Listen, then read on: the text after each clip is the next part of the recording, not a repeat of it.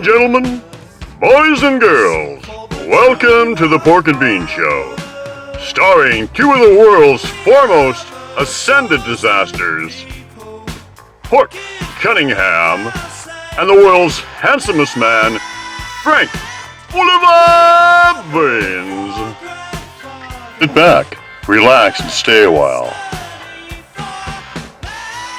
and access the far recesses of your imagination, as far as the universe that you can imagine and beyond. And let us introduce you to the world of the Sasquatch people, and their message of love, their message of hope, and their message of connection.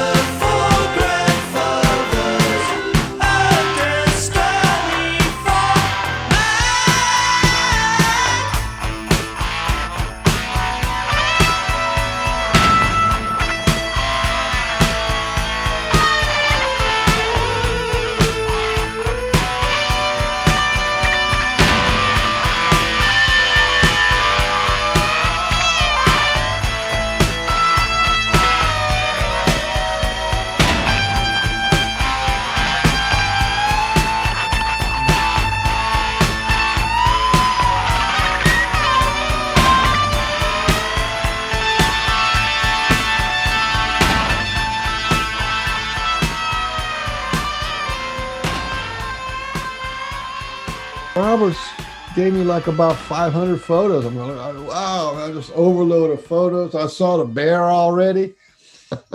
Barney? You know, it's too bad we didn't record any of our actual chases, because we chased that bear through the forest every day, 2 or 3 times a day. We chased him as far as we could, and then we turn around and come back, and within minutes he was right on us again. Every day, every time. He just you're like teaching him how to catch a stick or something, you know, with a dog. He was playing with us. He began playing with us. It became fun for him. Catch a stick, you know, you chase him and then he comes back. Right, yeah. And then when we were chasing him, we would find other things that he'd stolen from other people and stashed, along with some of our own stuff we would find again. I lost 2 bags full of survival gear, digital cameras, all, you know, some stuff, just things that I'd had with me to enjoy the moments, you know, out in the bush. All gone. Every bit of it, all gone. He stole them all. I got my gloves and my hatchet back. That's it. Wow, that's a story. Yeah, well, Mark has quite a few of those as well. He's the only one who didn't get ripped off, though. Well, that's because he was sweet. Yeah, right. He was sweet talking the bear. Yeah, well, he had a bit of a relationship. I think it's because I caught the bear when he was on my side of the stuff, and he was just going to go over there, and I chased him out. But Mark and him were definitely friends. I was like, "Hey, bear, go away, bear." Oh wow, yeah, we were a lot more. Yeah, we chased him, ran after him. I hit him in the head with a golf ball.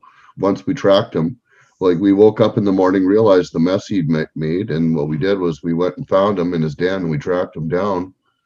and we tried to make him run, and so we threw a few things at him, and unfortunately I did hit him, clocked him right in the head with a golf ball, and then he took off, and that was it for me. After that, I lost all my stuff. He came for my stuff. After that, he had had it out came for for you. me. Yeah, but he didn't touch my tent, so thank God for that. He even came in like he was like just a few feet away from Joe, and he looked at him, and then he stole his backpack with his camera and all kinds of stuff. Right, he was less than 10 feet from me when he did that, and I was watching him. I didn't even realize he would do it. There was no way. There was no food, nothing there that smelled like food. And out of all the things he could have grabbed my bag again and ran. And I'm like, oh, I let him do it right in front of me. I was stood there watching him because I thought, oh, I love watching you. You know, you're so close. You're just a beautiful animal. And I just love him, but just wouldn't stop stealing from us. You know, that's like an old camping site, right? So people over the years have camped there. So that bear probably grew up stealing stuff and not radically afraid of humans. Right. Well, that site's also full of people again today because there was another group coming in after us. So that bear has no shortage of entertainment at all. And all the people with kids go, oh, look, there's a bear. Well, that was what we were worried about. We were trying to chase them away so that the next group that came in, if they had kids, they, would probably not see them. But I guess we were wrong. It didn't work. All we did was end up playing with them. So it was quite it was a good, actually a fun part of the whole thing when you look back at it, other than the loss. Yep. Yeah, well, you can't focus on the loss. Oh, nothing. The camera, dude, it was an old digital camera that I got. I got in the what do you call it? There's a flea market in downtown Vancouver on Hastings Street. The First Nations people put those on all the time, and I just found one there, and I think I paid $20 for it. But I've had it for 10 years, so it was nice. Yeah, well, he destroyed my new tent. Yeah. Completely destroyed it, but then I was right down in his meadow. I should have known him better. Yeah, but, you were the closest. He destroyed your tent. What did he do? Walk on it, bite it, or something? One of the big support things. It's like one of those ones that easy to put up. He chewed one of the main poles off. But I've only had it for 2 weeks, so I'm going to go back to Canadian Tire and say, "Oh, something's wrong with this tent." There's Pat McCree. Hey, how's it going, Pat? Pretty good. Did you go on this camp out too, or did you back in South Carolina? Back in South, we were South Carolina. We went to Nebraska conference there. Then we went to Colorado, and we went to Macy, Nebraska. Barry Webster. Yeah, he's got quite a setup there. He's got a lot of activity. We slept in tents, and they were outside the tents and everything, vocalizing. It's pretty neat. Hey, did Igor? Did you hear the Igor Brinskev? Did you hear his the phone call he had with the Sasquatch? Yeah, I was there. He did one at the Nebraska conference, and then we went to Colorado. And he did it in private. David Pallades was there, and guys, hold on. We got two people talking here. Whoa, hold on. Oh, I didn't know that. Sorry. David Pallades is there. It's an echo. It's an echo from the live feed. We got two people talking here. Whoa, hold on. Oh, I didn't know that. Sorry. It's an echo from the live feed, Brian. That's drawback. Everybody be quiet for a second. I got to figure this out. Is that better? That's better. Is that better? Okay, that was my fault. But anyway, that was absolutely my fault. Okay, so where is Mark?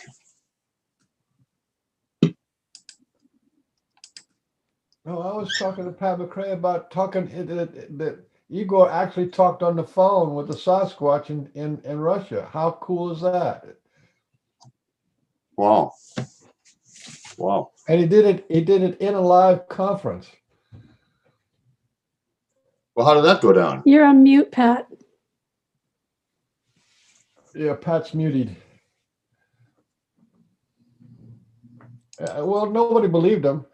I mean, as soon as it got out into the internet, nobody believed him. But I totally believed him because remember that whole story he did on our show? It was like his partner, Alexandria, whatever his name is, was went into a portal and back in time and all this kind of wild stuff that was going on there. I totally believe him. One of those Sasquatch was shaking hands with him or something, and he handed him the phone. Told him Igor was in America. You still got your phone off, Pat. So he was talking to a Sasquatch on the phone? What? He was talking to a Sasquatch on the phone. The guy, Igor's partner in Russia called him up and he said, "I'm standing here in front of a Sasquatch. You want to talk to him?" And that was while he was doing live on his talk on, in Nebraska. Holy smokes. Holy smokes is right. Wow. Okay, everybody. Well, welcome to the Pork and Bean Show. We're going to have a review of an amazing 5-day campout that we had in the land of our home of Arrie. And first of all, I want to thank Laurel for putting it on. This is the third one that we've kind of done there. And this one was absolutely phenomenal. Probably the most prolific as far as things happening. It was just unfathomable. I've got to kind of go through it and, think about it for a while because Laurel, it was amazing, wasn't it?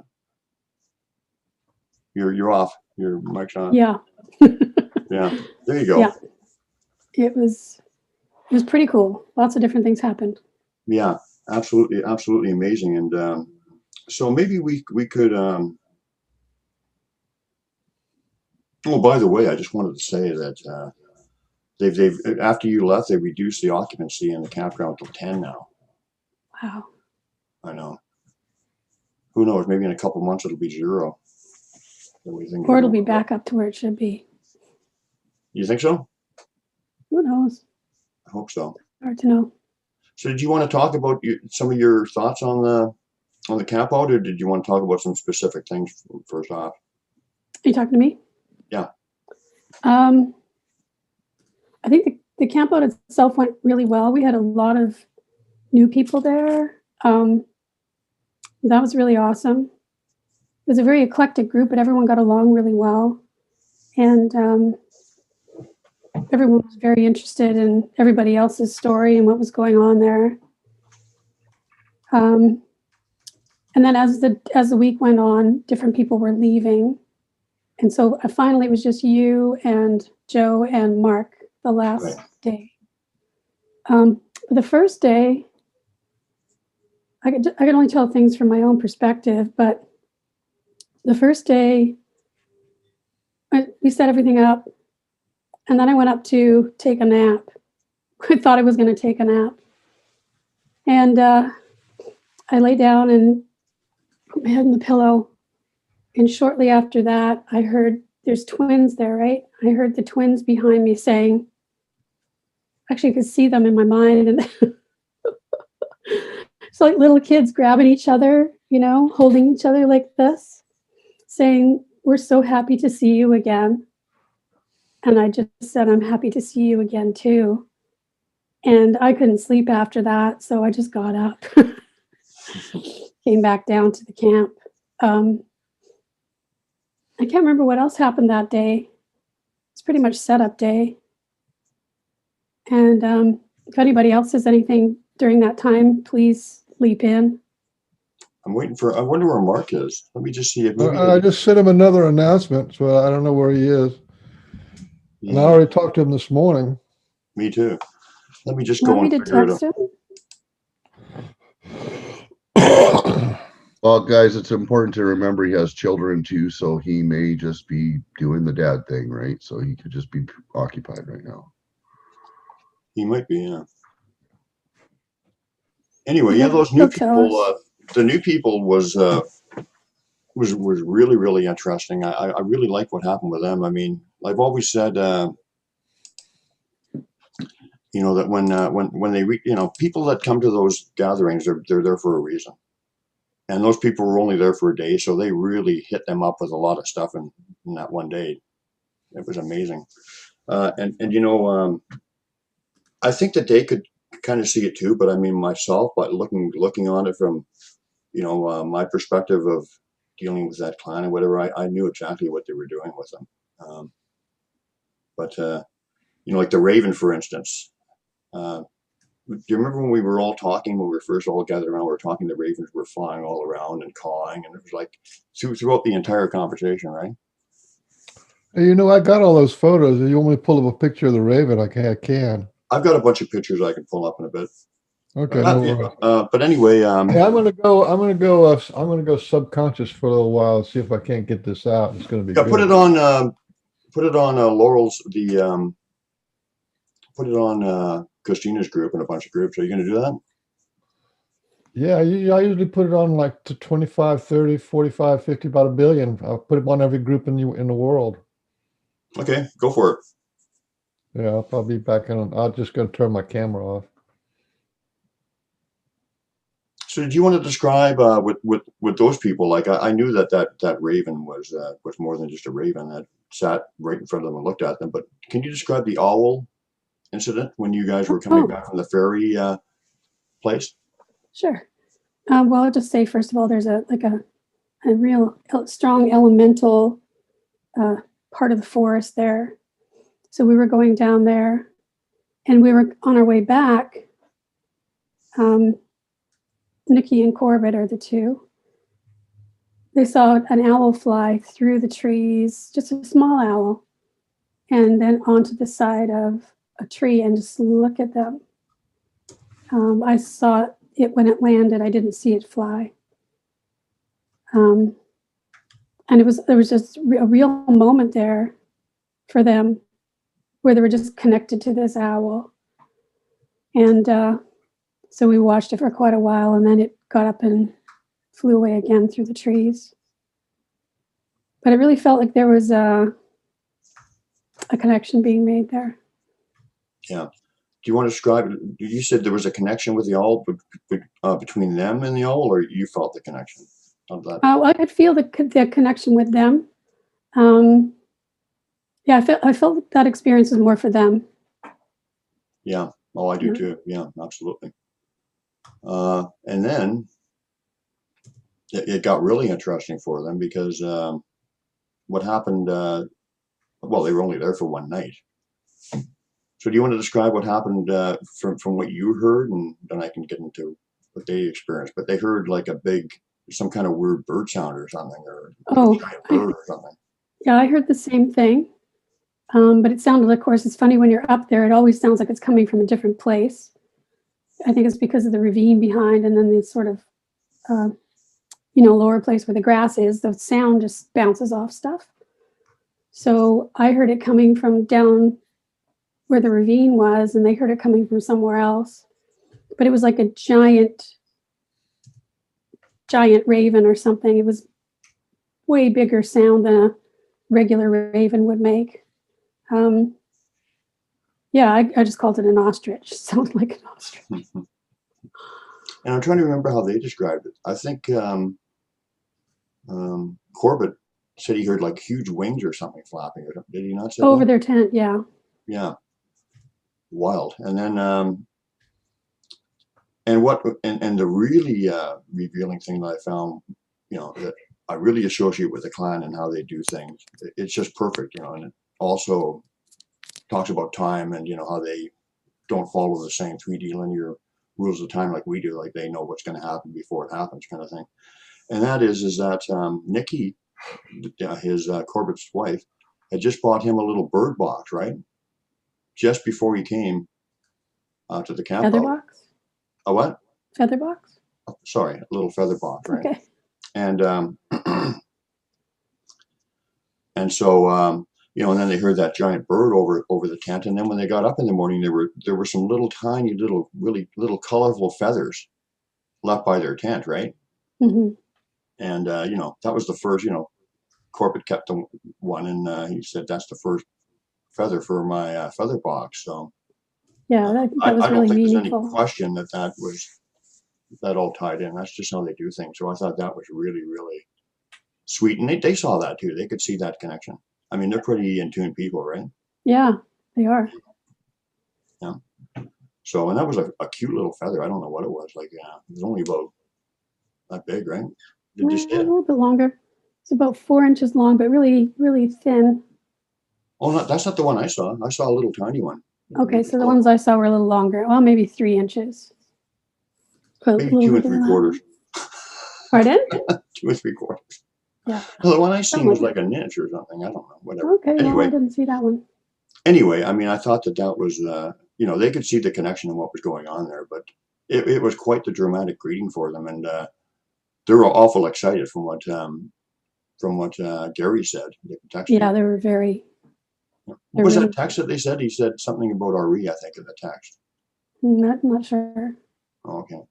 But anyway, the Oh, main something thing. about going into his box, because he left a box and asked Arrie if he would, look in it or help himself. I can't remember what it was. A box full of like ceremonial things. There's an abalone shell and some feathers in there and different sage and stuff like that. So was something taken, or he just figured he looked in it? Well, the box was open, but we're not sure whether it was Barney or Arrie. Yeah, Barney did a lot of stuff. Barney did a lot of stuff. You know what? You know the Right, last thing. Joe? He really pissed me off on the last day because he sat in my camp chair and put a big hole in it. Yeah, I heard you had a rough time with your camping gear. I'm just gonna. I mean, the hole's only about what size of a quarter, but I'll sit in it till it goes through, and then buy a new one. I guess. Yeah. Yeah, Barney won. I think Barney beat us. Yeah, Barney went full on at the end there. Yeah. So, did Gary say anything more about Conrad and Nikki as far as what they thought or whatever? I know they were blown away. Corbett? It was an amazing experience for them. Oh, they really want to come back. They were very touched by their experiences there. So, yeah, they're really looking forward to coming back. I wonder where Mark is. He said he was coming. He must be dealing with kids. Okay. We got 5 participants. Okay. And so you also got some really, I was amazed because you took a bunch of people on your little ferry walk and you got some more ferry pictures. And I mean, they're incredible. Yeah, there was, I think there are a lot of places in that section of the woods, but there's one particular spot that had 3 big stumps. Just so people know, there are old growth forest that was cut down many, many years ago. And these stumps are huge. Like I'm sitting in a room here and they would easily take up this room. It's a very small room, but they're huge stumps. And excuse me. So there are the 3 of these huge stumps and they're covered with moss. And the moss there is prolific. There's moss everywhere, so many different kinds. And there's moss all over these stumps, but they're in a triangle and it seems to create an energy field or something. But there are a lot of fairies there. Yeah. We found another place, Joe, that kind of was like that, didn't we? In that other campground. Remember we were sitting there for quite a while? Yeah, we sat and meditated for a while. I was just walking through looking at some of the large rocks and I saw something ran by me and it disappeared underneath like a forked moss covered, leaf covered branch. And it just gave me like a really huge, it's a really weird feeling. It's like a spike in your chest that you feel like super excited or really like just like wowed, and then it just goes away.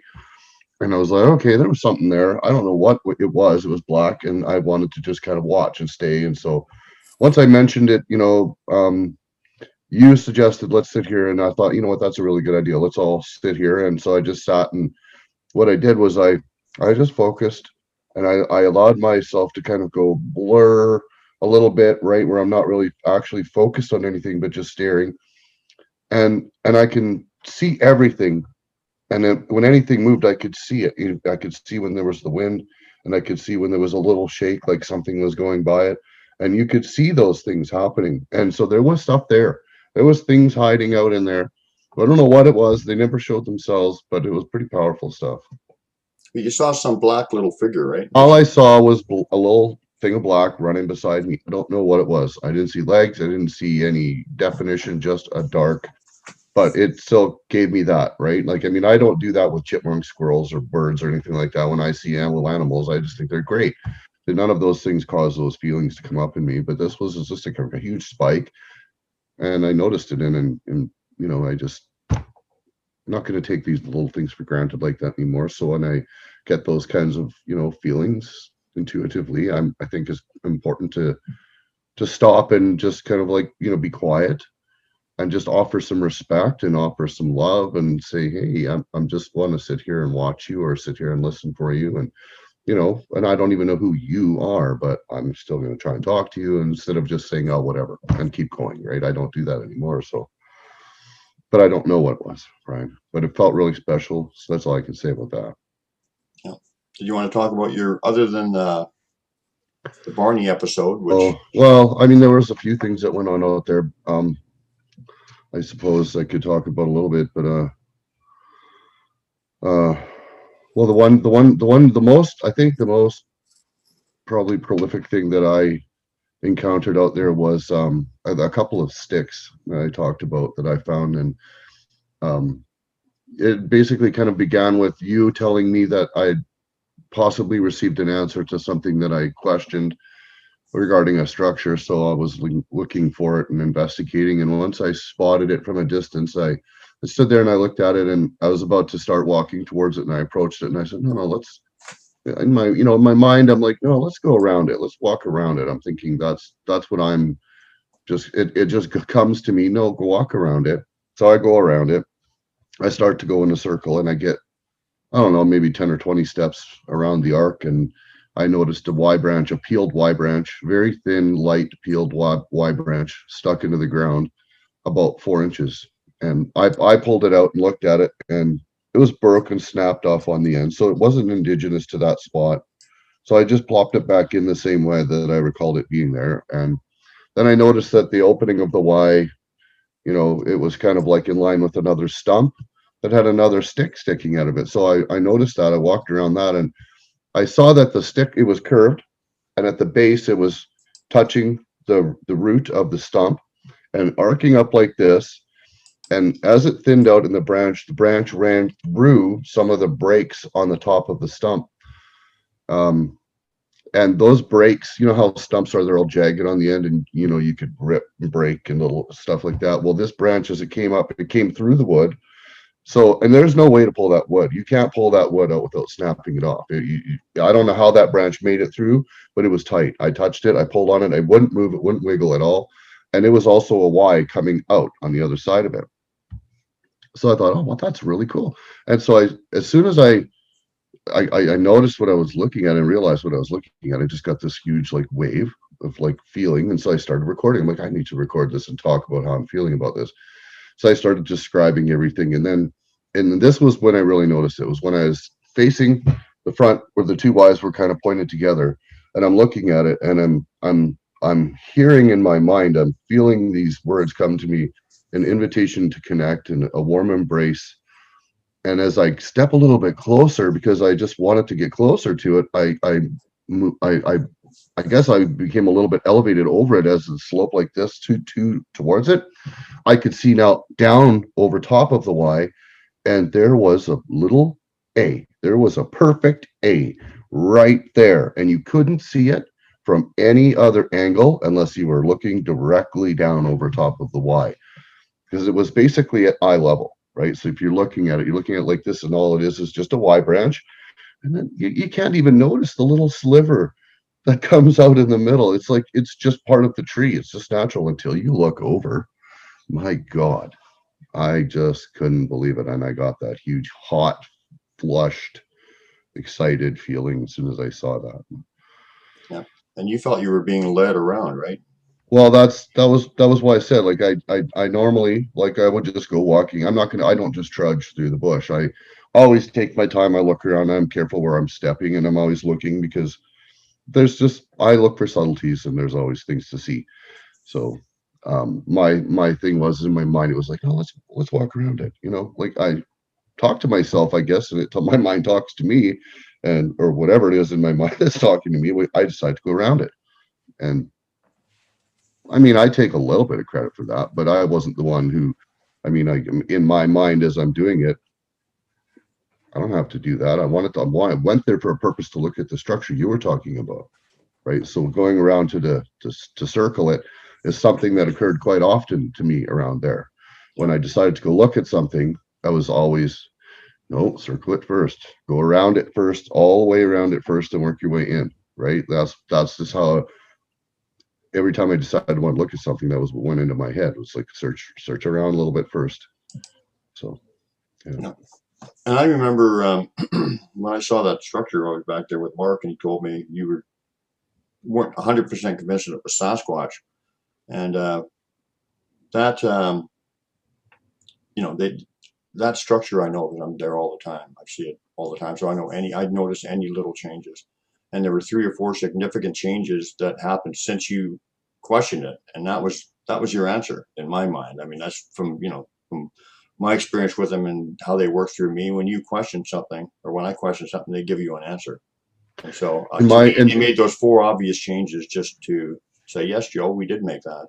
But the thing is they know, in my mind, that there's a lot of doubt about those types of structures, because of the very, very close proximity of several other people. There's thousands of people who visit that area weekly. Right. So for me, that's a tough sell. Okay. So they know that. So that's why they led me around it. They're like, you're not going to buy, you're not going to accept, you're not going to believe anything you see here, because of the little bit of doubt that you have in your mind. So we'll show you something that won't create doubt in your mind, but will lead you to that other side. Okay, I see now. That's the way they work that way with me, anyways. It's because I am a skeptic about a lot of things, and I am just naturally a critical thinker. I'm very, very careful to examine things before I make any decisions. And I don't know if that's ego, if it's a fear, or if it's just, me just wanting to know things for certain. I really don't know where it comes from. It might be a repressive aspect of me, but it's how I am nonetheless. And they knew that. And so they weren't going to give me the answer that way, because they knew I wouldn't accept it. So they gave me the answer in a way that I would accept it. Exactly. Well, that's what they do. Yeah. They give you the answer that's custom made to how you are.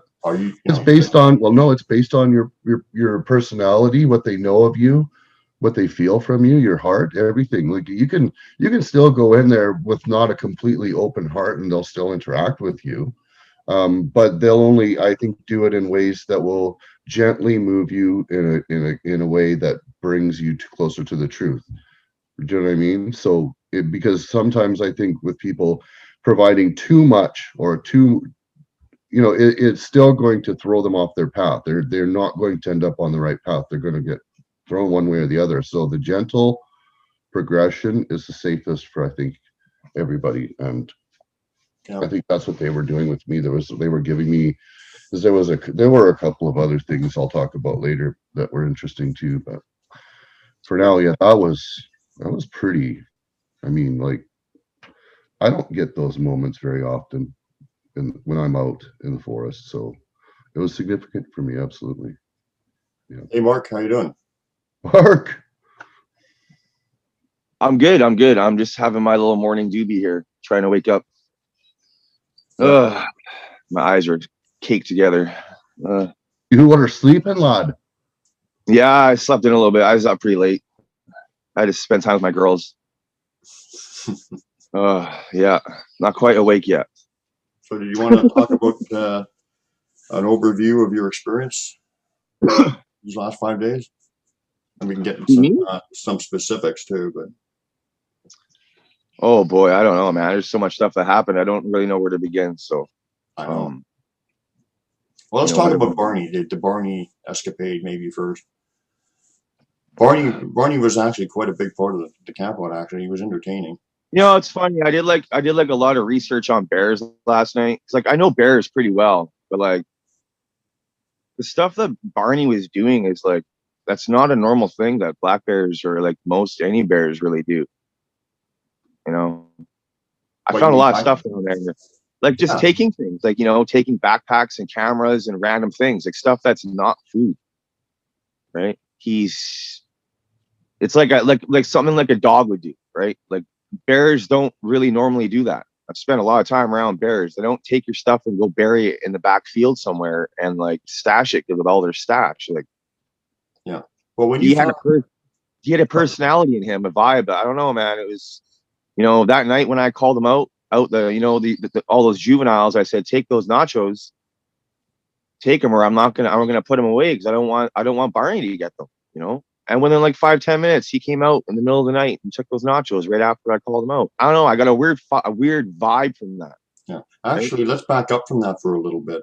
Because what happened there is just before that is you actually saw a Sasquatch individual, not a very tall one, like a juvenile, like a kid, curious, standing right at the entrance to the enclosure, right at where the cement kind of pad ends, right? Yeah, I saw the figure, like a silhouette of his body, and then I saw his eyes, and as I focused on him, he was just gone like that. I didn't say anything to you guys about it because I'm just used to it, and you were all around the campfire, and I kind of just moseyed off to the shelter because I had it's like I said before, my antenna starts rattling in the back of my neck, and I just know when they're close, and like that's exactly what happened. We were around the fire, we were all around the fire, and I felt something, and I almost thought it was Barney. Because I get the same thing with Barney and a lot of animals. I get like a weird a sensation in my energy, like that little antenna I say I have in the back of my neck, or on the, and I got up and I went and looked, and I know what I saw, and I came back around the fire, all of you, and I didn't quite say anything yet. And then Randy went in there to get a beer or whatever he went to go grab. He went to go grab something, and he noticed a big footprint in front of his cooler and his table. And it was blatant. It wasn't a shoe print. It was a footprint, right? So a bare print just off the wet grass. Yeah, and that was like pretty much exactly where I saw the young one standing underneath, right? And then I got a feeling, like a vibe from them, that they were just really curious. They were curious as to what we had, and I said to them, when I spoke back to them, I said, well, we can give you guys some treats if you want some treats. And then I got like a smile back, like a big grin, as an emotion, not really mind speak, but like an emotional big smile back in my emotion, because they like to feed me emotions. So I grabbed my nachos from my bag, a half bag of nachos, and I put them behind the hut there, behind the shelter, right? So it only took them about 10 minutes to go grab it. Or no, that was different. That wasn't my nachos. That was Randy. He put some stuff down, and we all put some treats down, and then they ended up taking Randy's bag of treats that he had there. So yeah, and that night, I'm pretty sure that wasn't the bear either, because he left the cinnamon bun and he left some other stuff right around it. And if that was the bear, he would have. That's true. I feel he would have took more than just what was right there. I feel, anyways. I could be wrong, right? But I find it really interesting, when you found that guy's wallet, it was like he buried it, like he was his little cash or something, wasn't it? Like the guy's wallet was I found it. Yeah, the guy's wallet was. It was like not even dirty or wet or anything. Like he had money in it, had all his ID, and it was. Have you looked for Lucas yet? He's gonna come meet me in the next day or so. That is so cool. You talked to him? I found him on Facebook. Oh, that is so awesome. I just typed his name in. How long did he use it? He was like, "Are you kidding me?" I was like, "Did you guys have a problem with a bear?" He's like, "Yeah, he just kept taking all of our stuff." I was like, huh. Man, that is so cool, man. That is absolutely so cool. He was pretty happy because he was just about to get a new driver's license and like pay to get a new license. 2022, his license was expiring. Yeah. So when did he lose it?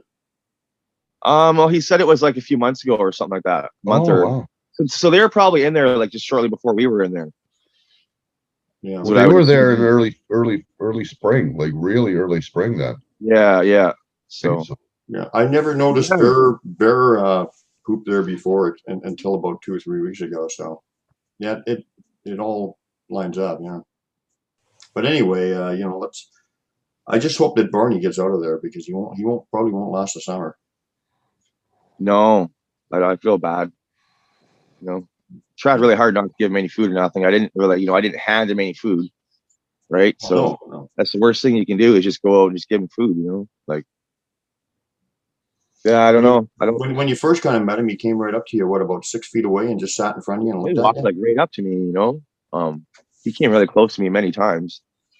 I never felt threatened by him. I felt like I was dealing with a puppy dog, pretty much. You Yeah. know, that's what I felt like I was dealing with. I felt like and he was taking from us. I had to show him that, like, I'm the boss. I'm your master. Don't come taking from me and taking my stuff, or I'm gonna chase you up the tree, kind of thing, right? Which you did. So, no, and he kind of got a little upset because he don't like being told what to do. But I kind of let him be aware. You're not allowed to do that. Don't do that to me. He was You pissed shouldn't off. be here. He I was tried pissed. letting him know. He always got upset. He I don't, like I said, man, I don't tell a lot of people this stuff, right? But like I can kind of communicate with animals in a lot of ways. Whether it's a bird or the bear or an otter by the river or my cats or whatever it is, they kind of let me feel emotion and signs in what they do, right? And like by their tell. Like when he came down the hillside and you saw him coming after me because I found a stash of his stuff, you saw his reaction. Oh, You saw how he looked. He was upset. He knew what I had in my hand. He ran around in a circle like a dog that has been busted. And he was like, oh no, he caught me. Then he ran down to the side and ran and made a big ruckus because, he was upset that I found something he hid.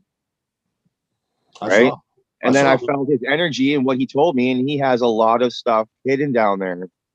And I had a vision of like a dog grabbing a bone and hiding it in a hole. And then he buried it with ferns. Right. I watched him do it with my energy. And I caught on to him, and then I followed this trail all the way along the side, right? I found a watch yesterday worth a couple $100. I don't know whose watch that is. It wasn't any of ours. I found Joe's hatchet. I found gloves. I found that kid's bag. A bunch of stuff, right? But I followed his energy, right? I followed his energy, not his tracks. I followed the energy of his tracks, right? Kind of like what I do with the forest people. I don't know how to explain how I do it, right? But it's I, just something that comes natural to me, right? I just I, know it just, I understand right? what you're saying because you remember, we'll get into that later. Remember that kind of happened with me at the beach there where I was doing that? Yeah, I've never done yeah, it before. It was really weird, but we'll get into that later. But and when I saw Barney up there, man, he was pissed.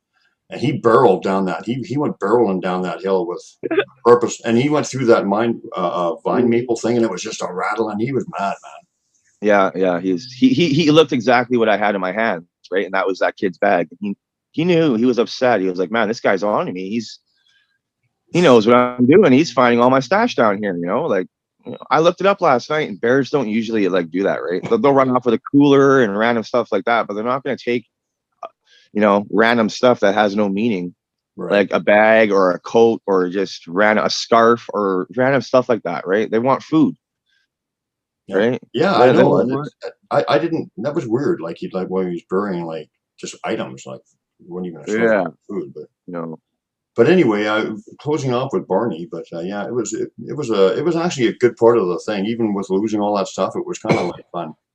Something Yeah, I'll well, remember you or know never what forget. happened with Joe that last night, right? Yeah. But I just wanted to closing off on Barney. You and I went to phone our wives on the Thursday night, and we shouldn't have really left Joe there alone because it was dark and whatever. But we did. And we figured Joe's a big guy, take care of himself, I guess. But anyway, we're there at the making our phone calls, and you're getting an urgent message from Carl and Arrie. You figured to Yeah, go back. I even heard a woman's voice too when that was happening. It was like a female voice, but like we went back to call our women, or to call our girls, and I was on the video call in the parking lot, and it was really weird, man. It was like something was like, Joe needs help. Help Joe. Basically, the bear, help Joe. Can't see. I heard that like multiple times. And yeah, it was over and over in my head. You know, my girl Kaya knew. When I said it on the video call, I said, I have to go check on Joe. Joe, something's telling me, keep saying his name.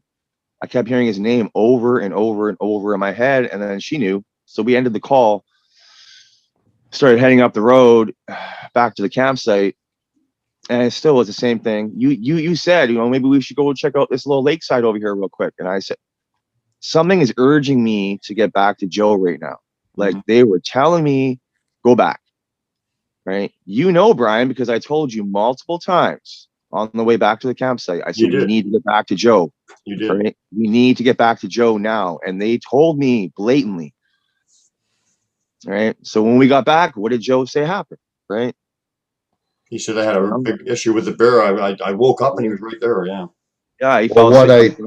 what I didn't say to you, and you just got my like energy like way up real just when you said it, can't see, because that's what I said to myself when I chased after him and I got to the trail. Once he grabbed my bag and I knew he had my bag, remember I told you I sat there with my eyes closed just listening, and then I heard his huff. I look, the guy is sitting on the picnic table across from me. He's freaking starfishing the table. He's literally sitting there staring at me. Okay. And when I open my eyes, I go, you bugger. And he's doing this. Yeah. He's sniffing the air, and then he works his way down, and he's kind of sauntering. He starts kind of going towards your table, and then all of a sudden, he grabs my bag and he's gone. What the fuck has he got? I'm looking at him like, and I can hear the metal clanking. That's my chair. That's a little tripod chair. Oh, you got my bag. So I get up, I start running after him. I got my sword in one hand, I got the bear spray in the other hand, and my headlamp on, and I run towards the trail. And I stopped at the trail because my lamp started to go dim and I couldn't see. I literally couldn't see. And I stopped, and I got this actually got a little bit of fear because I couldn't see. Yeah. I even said, I can't even turn around and walk back right now. I have to walk backwards, and I had to walk backwards all the way because I couldn't see, and I wasn't going to turn my back. That's crazy, because that's what they said to me multiple times. Can't see. You can't. And see. it was about 10, 15 minutes after that, you guys. Yeah, and because I'm sitting there in the dark, and I mean, I'm not going to waste my headlamp on just sitting there in the dark. Yeah. There was a time when it was just like it felt like there was shadows like moving right next to me. Like it felt like shadows, and I couldn't see, Yeah, so that was. Yeah.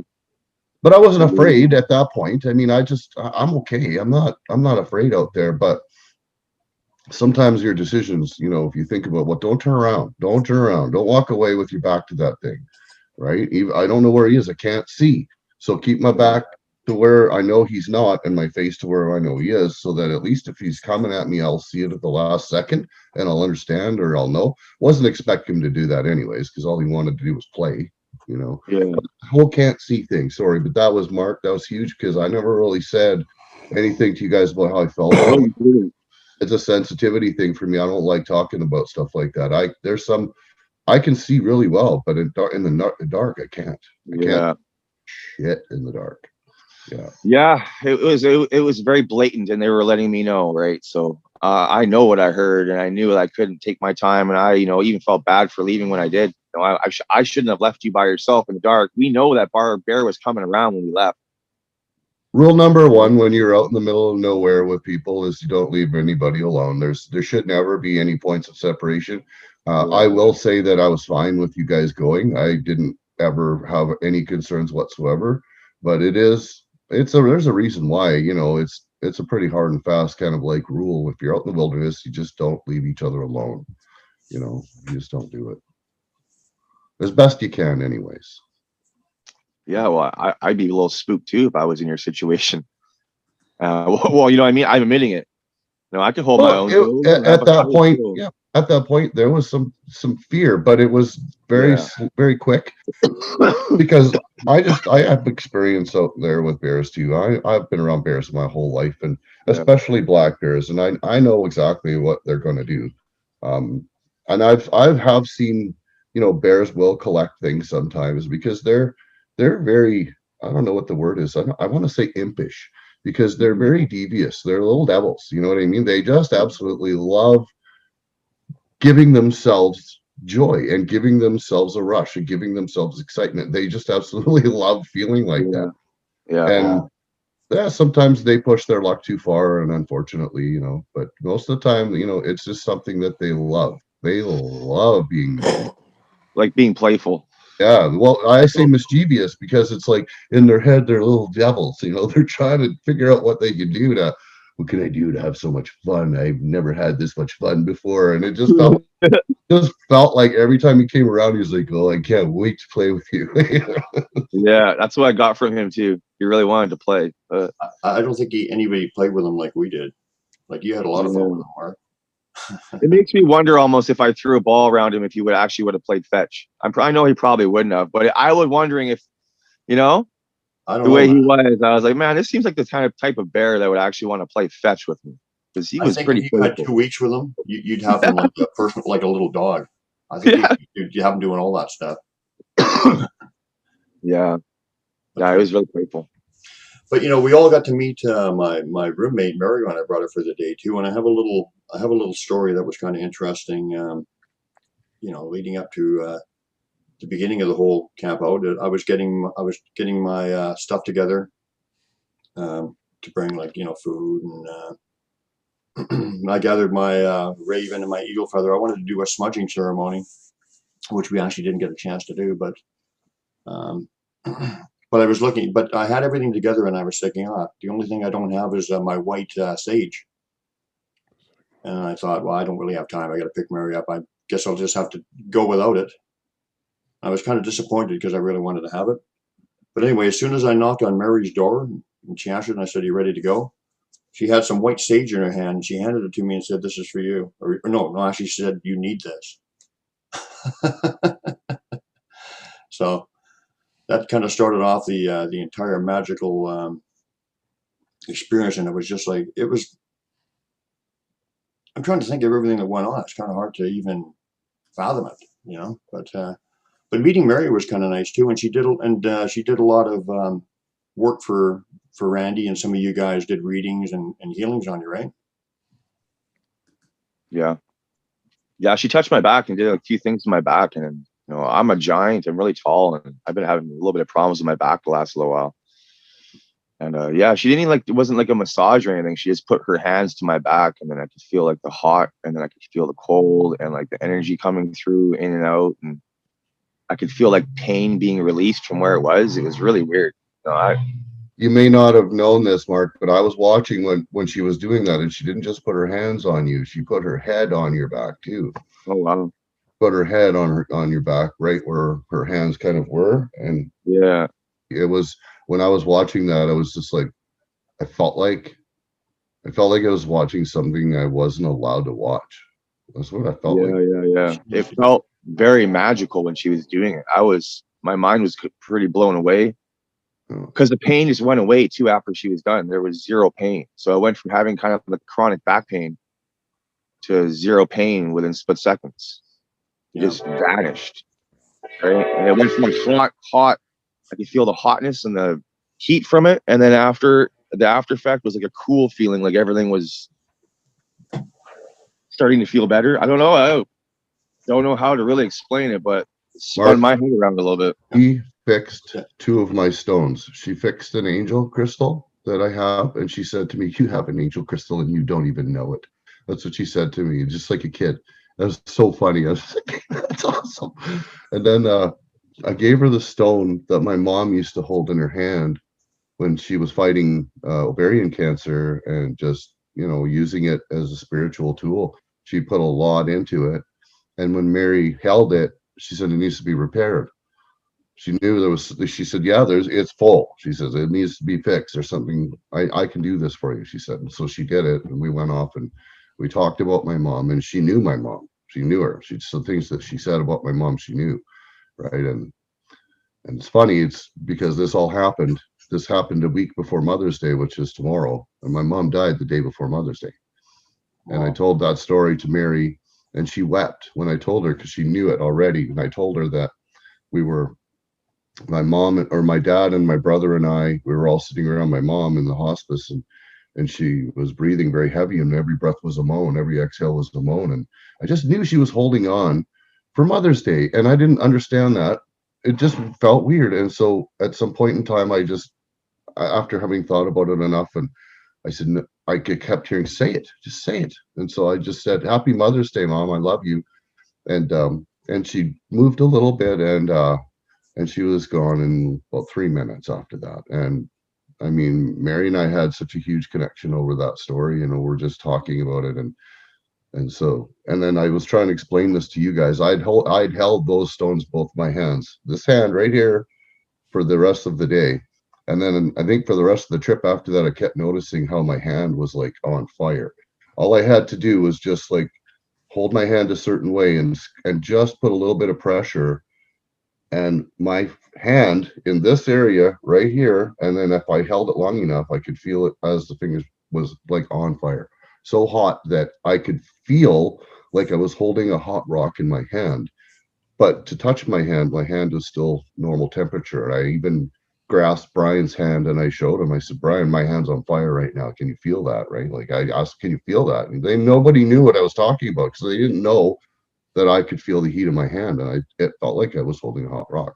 And I am attributing that to Mary and those stones, because I know nothing about this. I'm learning, but it feels like that to me. Yeah. And when Mary first came in too, I mean, she was thinking she's not going to be able to make it, because she had quite a hectic few days before. She was not going to be able to make it, because she's disabled. She can hardly walk, right, at times. And she was thinking, I'm just too weak. But she came anyway, and then as soon as she got out of the car, I said, well, ask Arrie to help your legs again, and she did. And instantly she said she saw a big aura of him standing right in front of her, and then all of a sudden I could see the emotion on her face. She was crying and weeping, and then her legs were moving, and she was good the whole day again.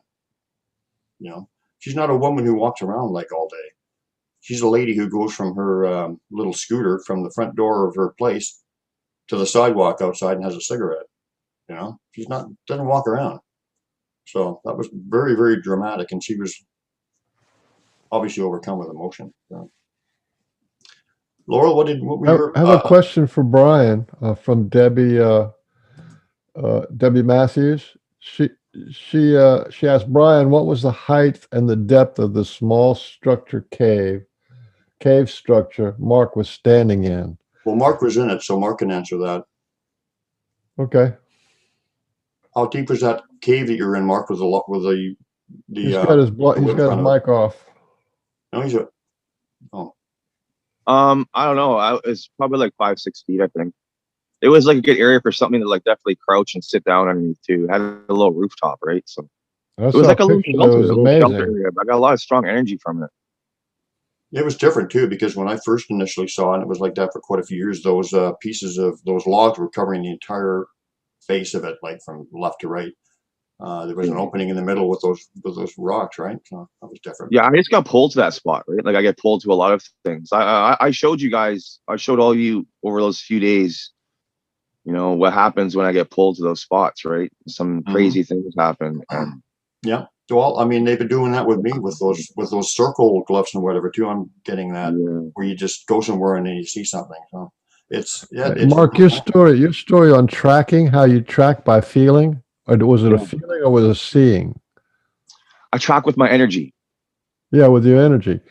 Well, there's a guy out in California that teaches people how to do that. I think he charges like $5,000 or something. But the whole thing about actual true tracking is you track the energy. Yeah. And the people in the ancient times used to be able to track an animal from the energy, and they could track it all the way for miles or a day or so, and then they could go to a herd of animals and pick out the exact animal out of that whole herd. So that's old time what humans used to do for tracking. It was Well, they would just feel the energy, and once they got the energy locked on, they just feel like they would be pulled. So that was the difference between a tracker and a hunter. Yeah. this is a good point to bring this up then, because Mark and I were just actually discussing that, and as we were discussing it, all of a sudden, I could see the energy of the track. I could see them energetically, or Would feel it them look like a energetically. white And ribbon or a white smoke trail or something? Pretty I don't much, yeah. know. I just felt it. And then I could actually see the tracks. And it That's was really weird. high stuff. Yeah. Sometimes Yeah. like a more And definitely then a another physical weird thing. thing happened. Later, we were down at the beach somewhere, and I'm like, I've always seen faces and rocks and stuff. Like, I see rocks as having personalities and stuff, and I see faces more and more and more with them.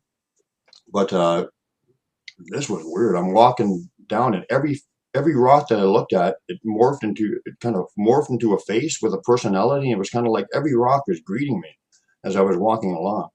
So, Talk to the and trees, listen to the rocks. That's something, yeah, so those were two like incredible like first time things for me. I've never done that tracking thing before, but wow, it was different. Definitely an upgrade. Yeah. So Laurel, what was your opinion on Mary? Do you have any thoughts on Mary, and what did she talk to you or anything go down? And Mary and I just became friends, pretty much. Nothing really metaphysical happened when we were together. We just walked through where the fairies were and became friends. Yeah, and I think that was the main reason why I brought her, because she needs to connect with people and have friends, right? And I knew that you'd be perfect for that. But she didn't tell you anything. She didn't give you a reading or tell you anything about yourself. It was just the guys I got, huh? Yeah.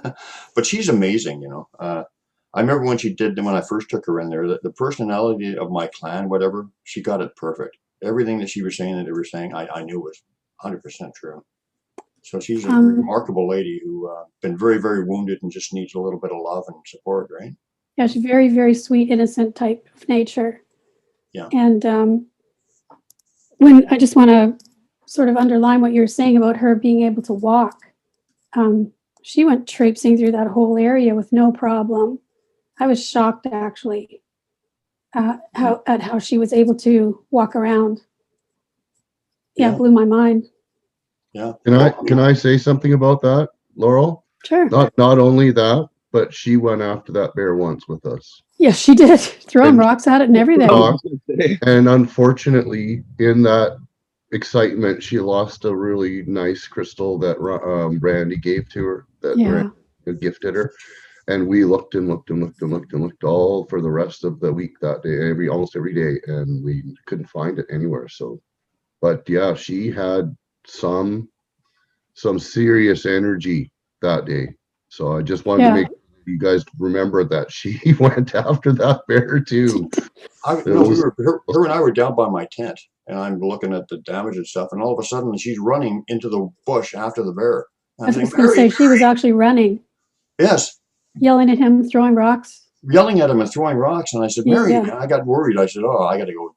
I got to be with her because, I can't have that. But Well, she was good. She said she's had lots of experience with bears when she used to live, when she was a kid. Yeah. Yeah. So she wasn't afraid.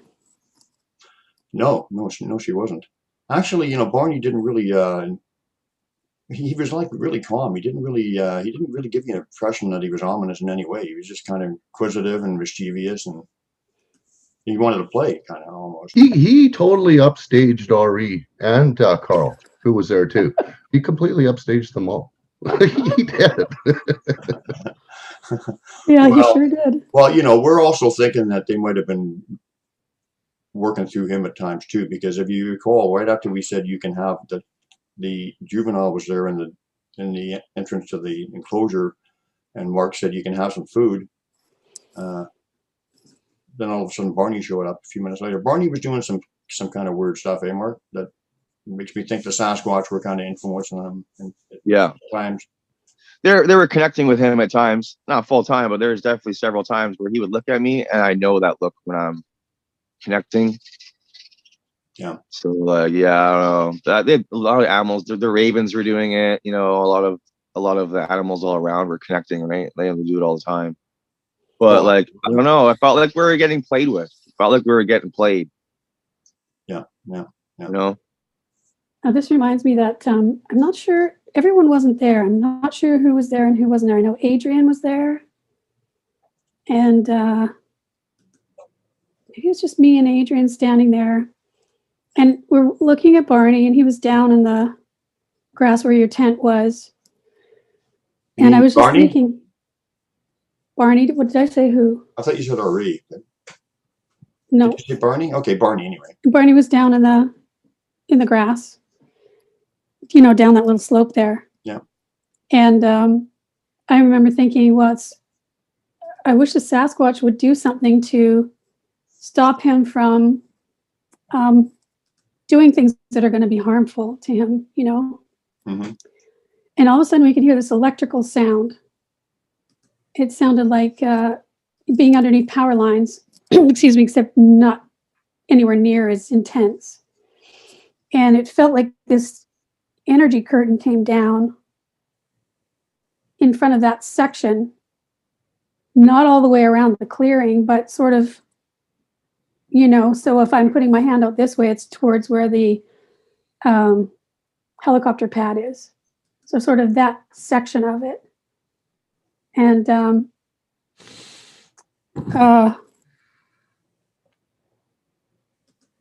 it didn't last. You know, I saw Barney go around and come around the other side because, like I said, it only was stretching for this amount of space. But it really felt like they had tried to do something or were showing us that you know, there was something that could be done. But there's some reason Barney needs to interact with us. I don't know what it is. That was weird. I've never experienced that before. And then I could see the energy signature of a Sasquatch standing there, which I've never seen before either. So Oh, wow. that was fun. That was first. I saw that a couple of Describe that. times after that. What did it look like? How did it feel? It's just man, I don't even know how to explain it. It wasn't a shimmer. It was more like instead of the field being clear like this, it's just kind of going like this in that spot. I don't know if that makes sense. Yep. It makes perfect sense. Oh, good. Thank you, Mark. Yes, 'cause that's kind of how I see them too. Sometimes they like to sway too, right? Like if you've seen that video of them in the back of my field, they'll do even almost a similar thing. They like to, I don't know, it's like a move with the elements and the energy and everything, right? So they kind of, yeah, I don't know, but yeah, I totally get what you're saying. Okay. Is it like the predator thing? Watery, liquidy, or no? A little bit, not as pronounced as that, and maybe that happens more pronounced way depending on the situation. Because But I've it was seen that, but yeah. it was subtle. Let's put it that way. Yeah. So too bad Gary didn't come on. What was Gary's thoughts on so mellow? I'm sure. Oh, was he there with me? I think he was there with me and Adrian.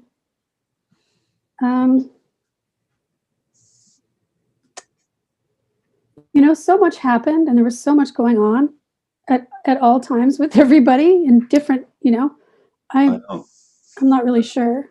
I'm kind of having kind of going blank now. There's so much going on. I can't even decide where I want to go next. But what did Gary experience? So did he have any profound things that he talked to you about, or? He kept saying that he wished he would have heard them again like he did last time, but he didn't hear anything this time.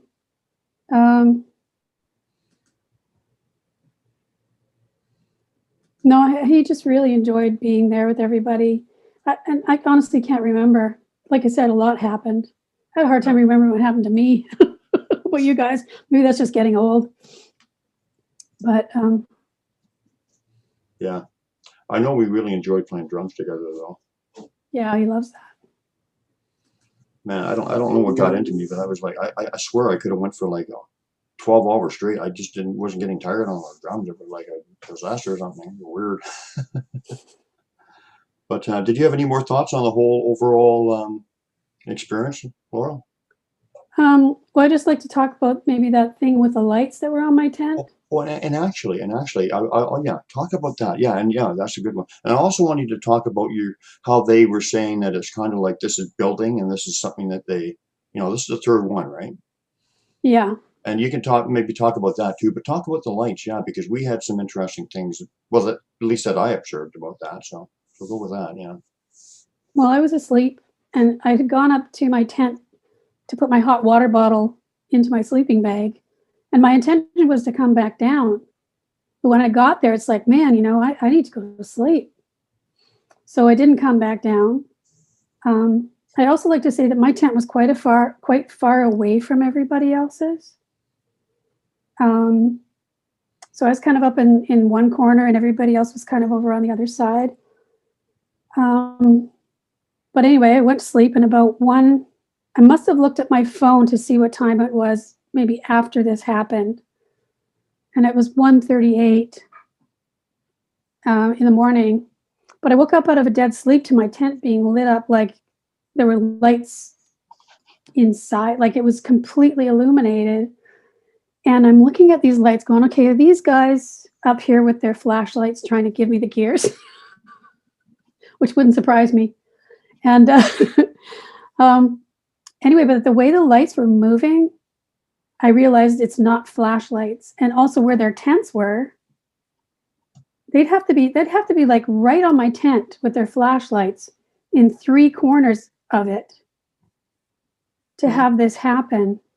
So there were lights, like I'm facing this way in my tent, and straight ahead to my left and behind me, these lights were coming in, and they were like big lights. And it was funny because a regular flashlight, there's a bright center to it usually. And it wasn't like that with this. It was more of it got brighter as it went outwards. And then there was sort of an oval section with a big halo around it. But they were moving in and out like this, and up and down and sideways. And I'm looking at this going, something's really happening. And sort of just watching it. And it lasted for quite a long time. I'm thinking 10 minutes, but I can't be sure. And so then I finally closed my eyes again. It faded out. And then it came on again. Not for a very long period of time, like a minute or so. And then it was gone. But the funny thing was, when it came back down in the morning, and I mentioned this, everyone was saying, well, we saw lights up there. Maybe you want to speak to that because. Oh yeah, I was sitting facing the direction where your tent was. I was facing the woods. Everyone else was pretty well facing the other way. But yeah, all of a sudden I seen your tent, like it was like completely bright, like it totally illuminated, like almost like a really intense fluorescent light or something inside of it, just lit completely up. And I was thinking, oh geez, Laurel, I guess is getting up again. But in retrospect, it looked way too bright to just be like a lantern light or something like that. It was just lit up like Gary described that to me. It's like I had 3 spotlights shining on my tent. Did you see it, Joe?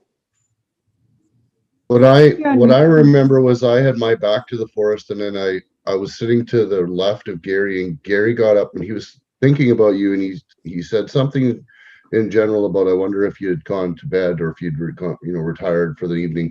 And then he kind of got up and he went and looked over your area there, and he said something about, well, your lights were on. I wonder if she's still awake. And I went out and overlooked, and it looked like, yeah, your lights were on in your tent. It looked like, to me, it looked like there was 2, one smaller square and one larger square, which would have been like your tent window or your tent, the definitions of your tent.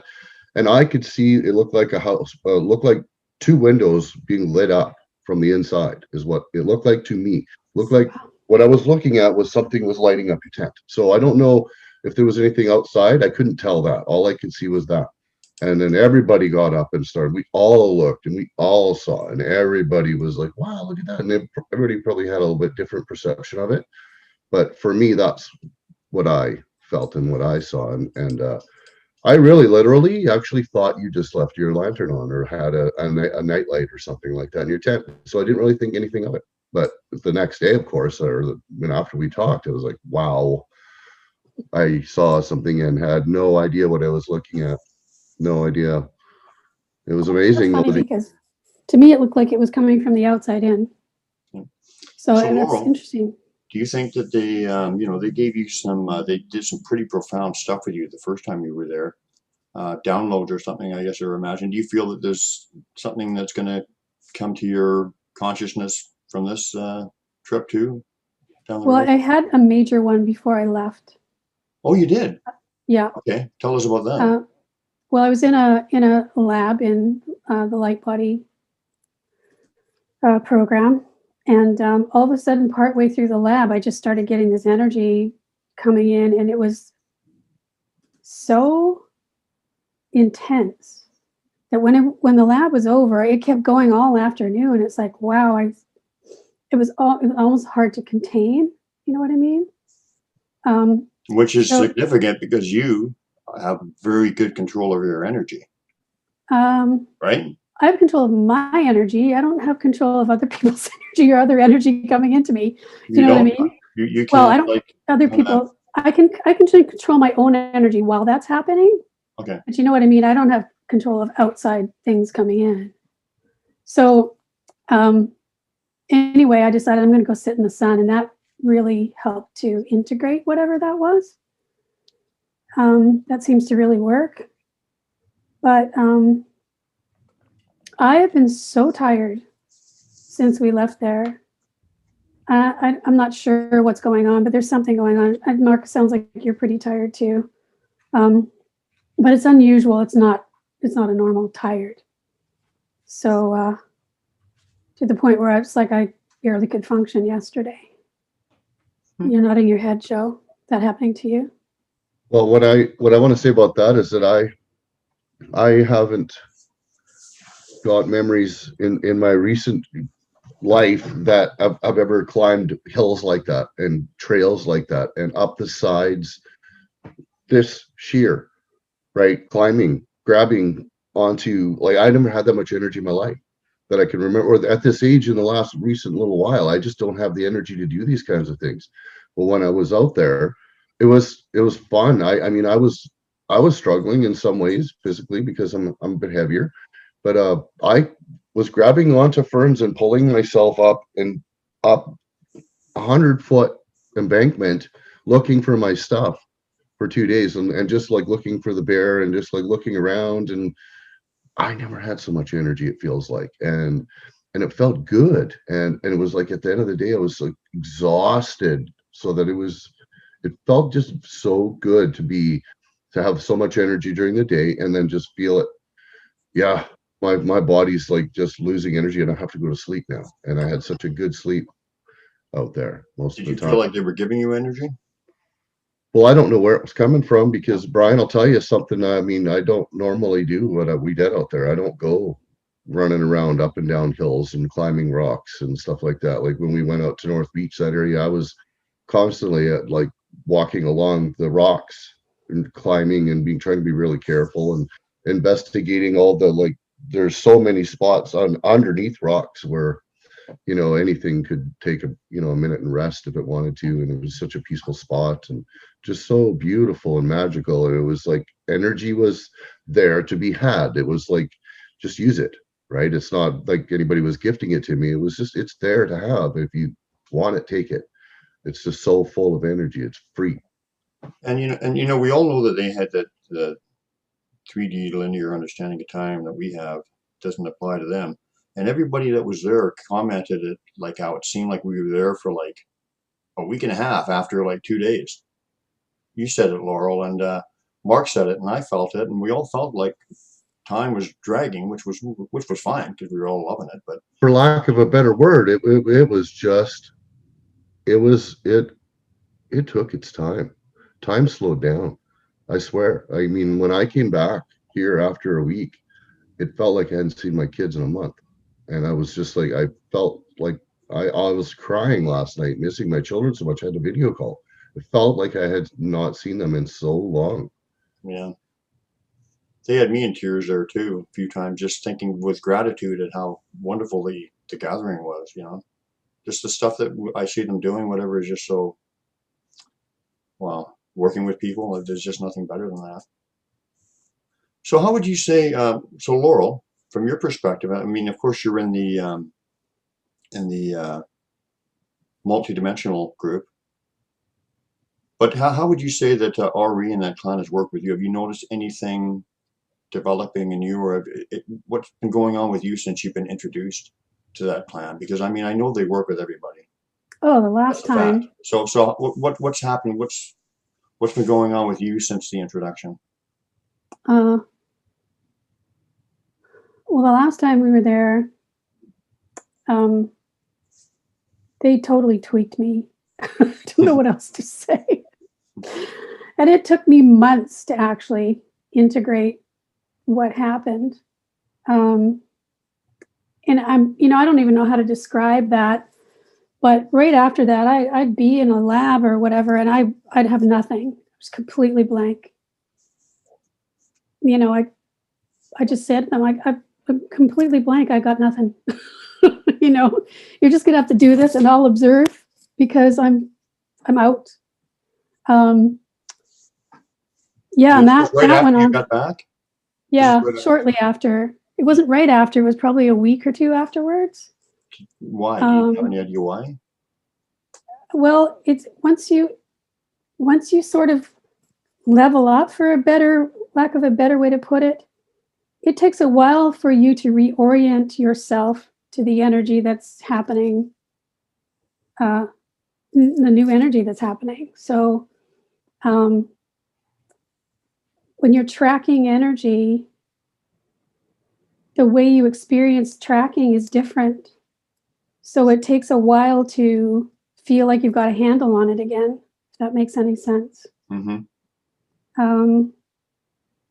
And then you experience tracking energy in a completely different way. So yeah, so that was September. It took me almost to Christmas to have that come back to somewhere where I felt like I had any sort of control of that at all. Is it a good thing or a negative thing? Yeah, it's a really good thing. Probably they're, like, I mean, with me, there's a simulation period where there's not a lot of activity and whatever, and then because you have to assimilate all the information you've learned. Do you think that was what was going on with you, kind of? Yeah, I don't even feel like it's information. It's something happened to shift my energy in some way. So I don't know how to explain it or describe it any better than that. What have you noticed? Like, what stands out since you've been introduced? Like, what's different with you? What has been enhanced? What your Well, I can when I'm in labs and stuff, I can track people's energy way better than I could before. Oh wow! So and that's also a byproduct of what we're doing, but it happened, I would say, a lot faster than maybe it would have happened before. Mm-hmm. Okay, so you were saying, when we were talking, you were saying how happy and excited the clan and and I'm sure Mark clan, all the clans that are bringing us together. And it seems like Arrie is the centerpiece, at least working through me from that point. But I forgot my point now. I was going to say, what do you think? What do you think the message? What are they doing specifically with you? What do you feel like? How are they working specifically with you? Like, they're enhancing your understanding of energy, like you said. You're tracking people way better. Anything else? I feel like the general message is for us to step up to our multidimensional capabilities. There's a purpose behind all of this. And I feel like it's a purpose that isn't to be taken lightly. Mm. You know, it's especially for this particular gathering, that was the intention behind it, was that we would all start looking at what we used to do, how we used to relate to things, and start looking at how we can start relating to things in a different way, how we can start using what we know, what we learn in those situations to help us move forward in a multidimensional way. So that we can be sort of co-creative with each other and with the Sasquatch into moving things forward. So we can make some changes, you know, so that we can heal the planet and heal ourselves.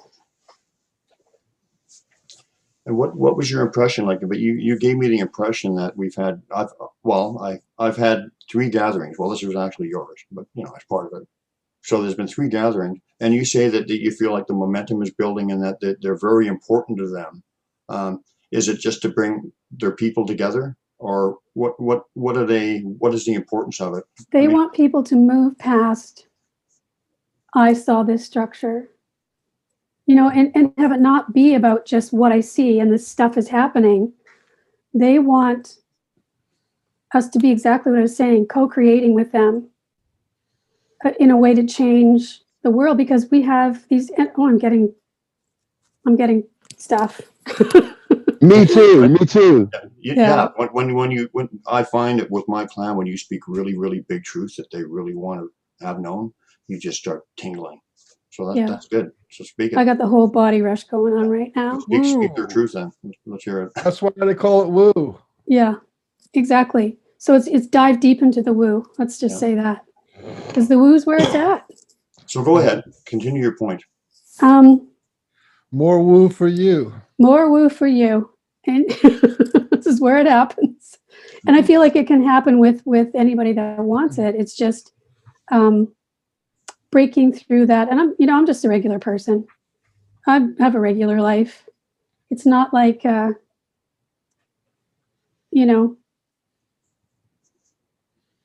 anyway, I just, it's not just the Sasquatch either. And Sasquatch wants everyone to know that.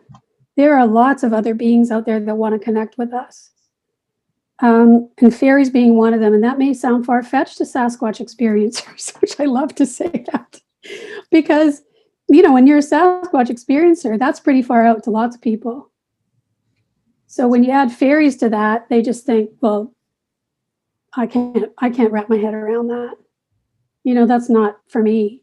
But the fairies are doing exactly what the Sasquatch are doing with people, or they want to start doing that. They're reaching out because they want to heal themselves.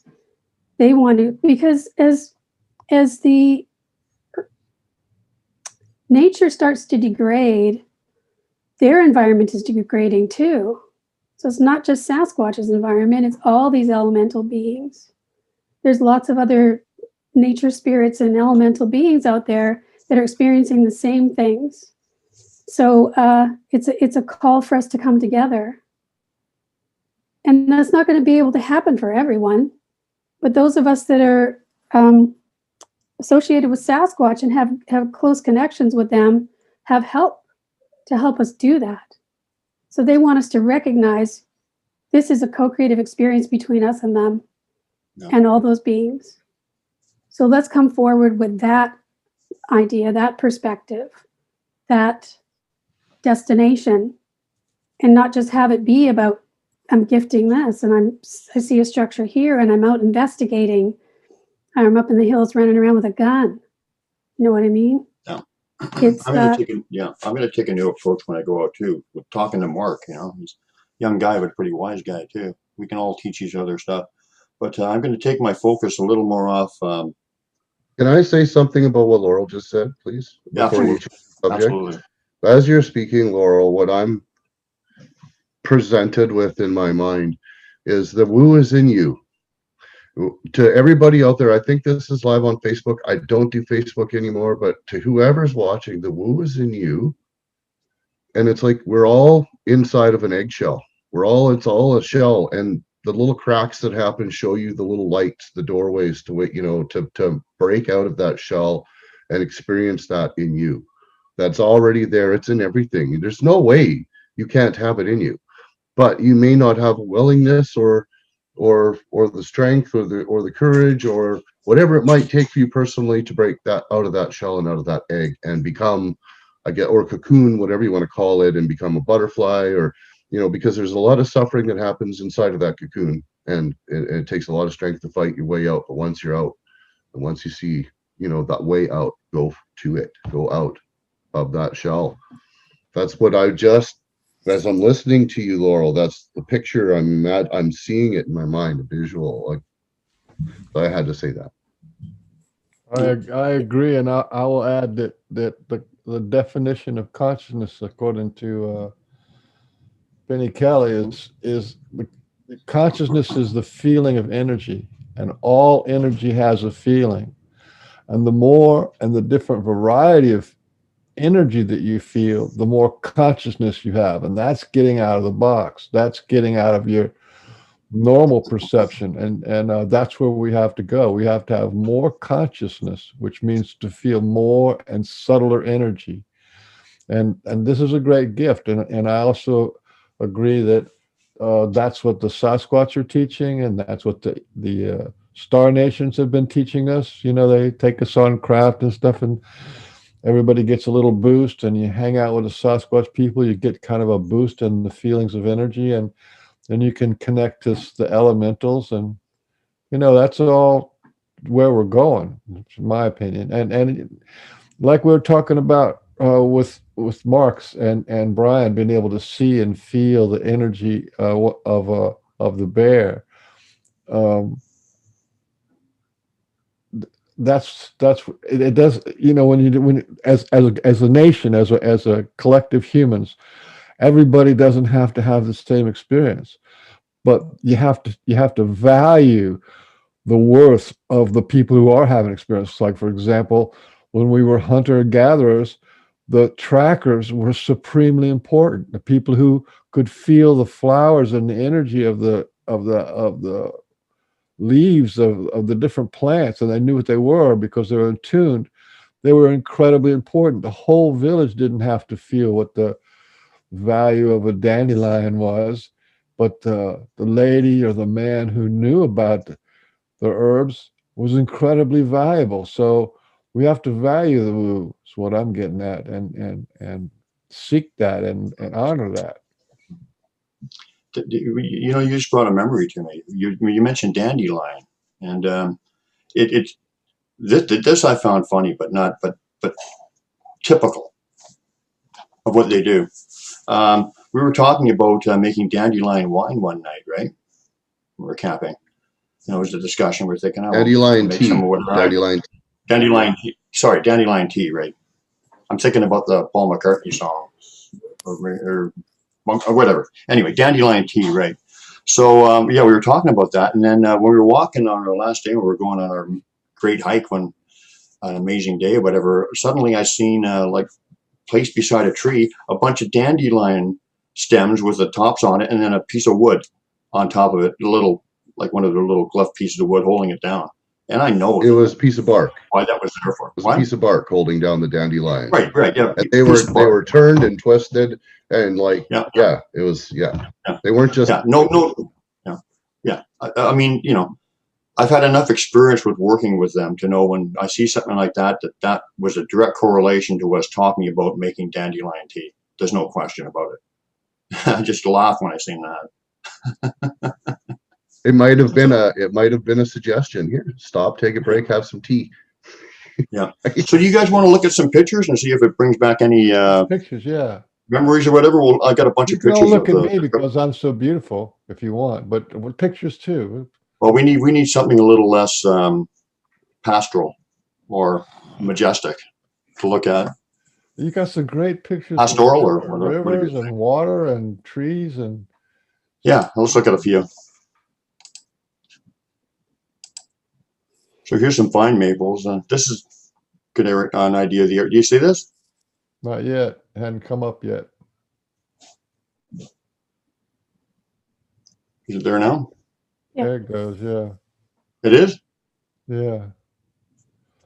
Yep, that's the fish glyph that we saw. The year glyph with Sue. Well, it looked like it from the other side. It was, yeah, it was kind of weird. Oh yeah, when we looked at it at first, you were floored when you saw that. I remember that. You just, because it was I know. huge energy. Hey, Brian, go up to the top of that black bar there, and there's those two little arrows, and hit that. That should expand it even further.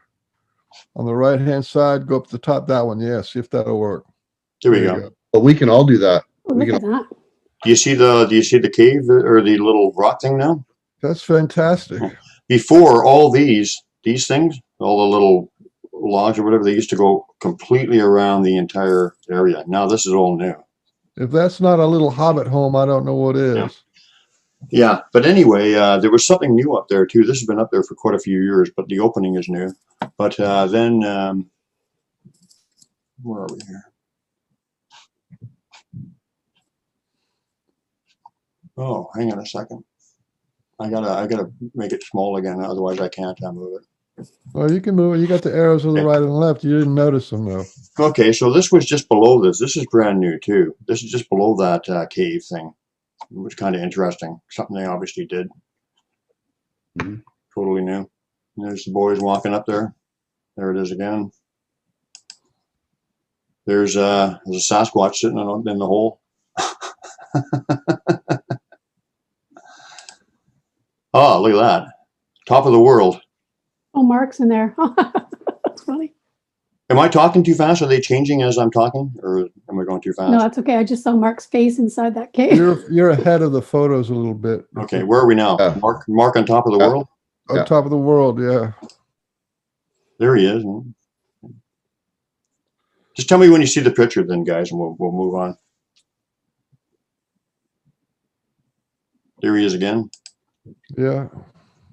There's Joe. You see that? How long is the delay? Like, We can see Joe. okay.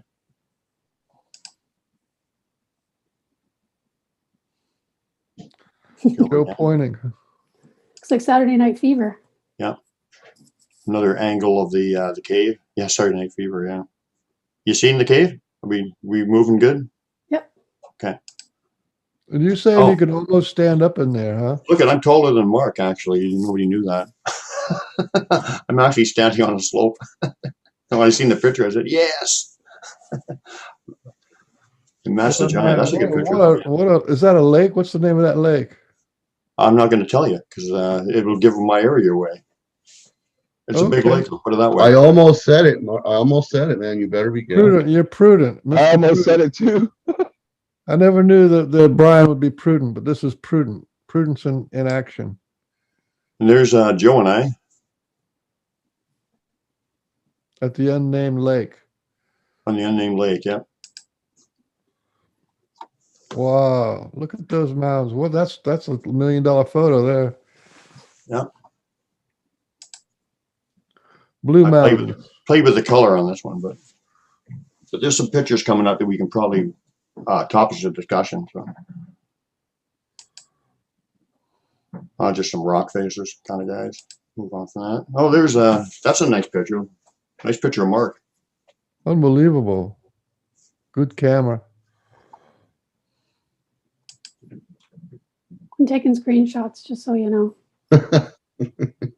I'll send you all the pictures if you want. It seems to be working. You see Joe there? Yeah. I'm What's he like, hold- what's he- I'm what's he saying hold- what? Because he called my name. He asked me to look, and I looked, and I'm like, what? What are you holding there? Is that your camera rig or is that a? What, in the last picture? Yeah. What was that stick thing? That's just a walking stick. Oh, To help me not fall on my backside while I'm walking. Gary took a video of Joe, and there was a fairy in that. Yep, I saw And I want to get that from him. how cold is that water? Buzzed right by my Cold. head. It's really Yeah, it was cold. really cool. It's really cold. Yeah. I walked in it. I took my pant legs off on these zipper pants and took my shoes and socks off and walked in it, and it was very cold. Refreshing. Yeah, well, like I was telling the guys it was only 2 or 3 minutes that I did that, but afterwards I just felt completely rejuvenated. Felt so good to They call it refreshing because when you go in the water like that, it just wipes your whole mind. It's like you have to refresh your. Oh, there's a good picture of Mark. That's your new profile picture, Mark. You go, Oh, Mark. that's a great photo, That's a man. really nice photo. That's a great one, man. Seeing into the infinite. Yeah. Another good one. Beautiful. Is that the actual color of the water? Look at that. Yes, Like, Yes. the water was like that everywhere. You could see Yeah. right to the bottom everywhere you went. there's some places it looks blue and some places it looks green. That's Well, true. you're seeing the color of the rocks underneath. The water is crystal clear. The water, that's the color of the rocks underneath. Yeah, it looks like that. Yeah. Some rapids. Is that the same river or a different river? Oh, do you see this picture? The same river. Look, see this picture? It looks like there's a big smiley rock right here. Look at this guy. Mhm. Yeah. You see him? Doesn't it? Look at the eyes, nose, and a big smile. He looks like he's. I like that. You see that? Yeah, I love how you can, rocks. Just there's a word for that. I don't know Look what at it him, is. man. The Look at this ability. big smile. He's a happy guy. Paradoia. That's the name of That it. is that what it's called? Pareidolia? When you Well, Yeah, that's when you what can people see say, faces but in rocks or in eggs or, spaghetti. Well, that's what people say, but spaghetti would be pareidoia. But as far as rocks go, I think rocks are living beings. well, I do too, especially when you can see so many faces in one rock. Yeah, yeah. Oh, Use that's the rock stash, but I think people probably did those, but you never know. Yeah, that looks like people stuff. Well, some of it might be. I mean, you don't know, but some Yeah, of we it, don't know. Yeah, we don't know. Sasquatch do them too. it's high likelihood considering, people that, do frequent the area. There are established trails, so Yeah, I've seen rock stacks. I know people did not do, but you have to assume Mm. people did them. Were they complicated or were they simple? What, the rock stack? simple. Yeah, the Yeah. ones that you think that the Sasquatch A did. couple simple, a couple complicated. There were Well, some the that had Sasquatch, very large rocks on. like That's for a instance, magic like, place. I know That's it. Sasquatch do the rock stacks because, for instance, one time Randy Brisson and he kept telling me there was this gate swinging across the trail, and he said, when I used to come up here, they used to pile these great big huge boulders up against the fence and then swing the gate shut. And so one day we went up there and there was nothing there. 2 hours later we came back and there were these giant boulders like up against the fence. Like some of these were like, probably a ton. Or what, I mean, like giant boulders, and there's no way that a person could have done it, and it was only a couple hours that passed. So I know they make them, but when you see the little ones on the beaches and stuff, you have to think human first, I guess. I love this shot. It looks like the little entrance into fairyland or something. Even too fast. Oh, that one, yeah, it does, doesn't it? That's I was amazing. just looking at that. It's an amazing picture, actually. Very, wow. Yeah. There are a lot of spots like that around there. For See sure. look at this. See the Sasquatch head there?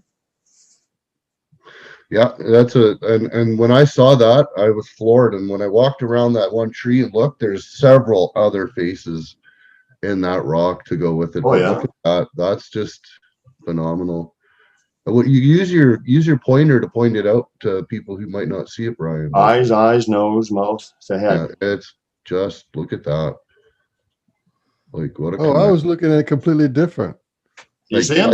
you can see the powerful jaw, the lips, the Everything. mouth, the nostrils, the brow ridge, the eyes, the top of the head. It's all there. The cheekbone, it's all there. Yeah. Eyes, nose, mouth, chin, head, everything. But see, when I was looking at it, if you Even the look at nose has got nostrils. Yeah, that's what I said. You can see everything. If you even look at the mouth, you can see the lips. You can see there's 2 lips. There's a bottom lip and a top lip. You can see it. Yeah. Wild, eh? Yeah, it's so fascinating, that one. It's absolutely fascinating. And then the fact that there were just more than just that one too. Yeah. that was blurry. That was beautiful. Yeah. So, what, you got the water there? Unbelievable. Yeah. Let's make a fisherman dream at night. Yeah. Was that a railroad track thing there or what? Yeah. Well, a bridge. Here's a glyph that they left the last day I was there. Took a couple stones that we had left behind and put them together, and then a couple sticks. And the leaf there, the fern leaf. Well, that might be natural because it's a lot of that stuff. But it's being held down there. It's being held down by those sticks. Yeah.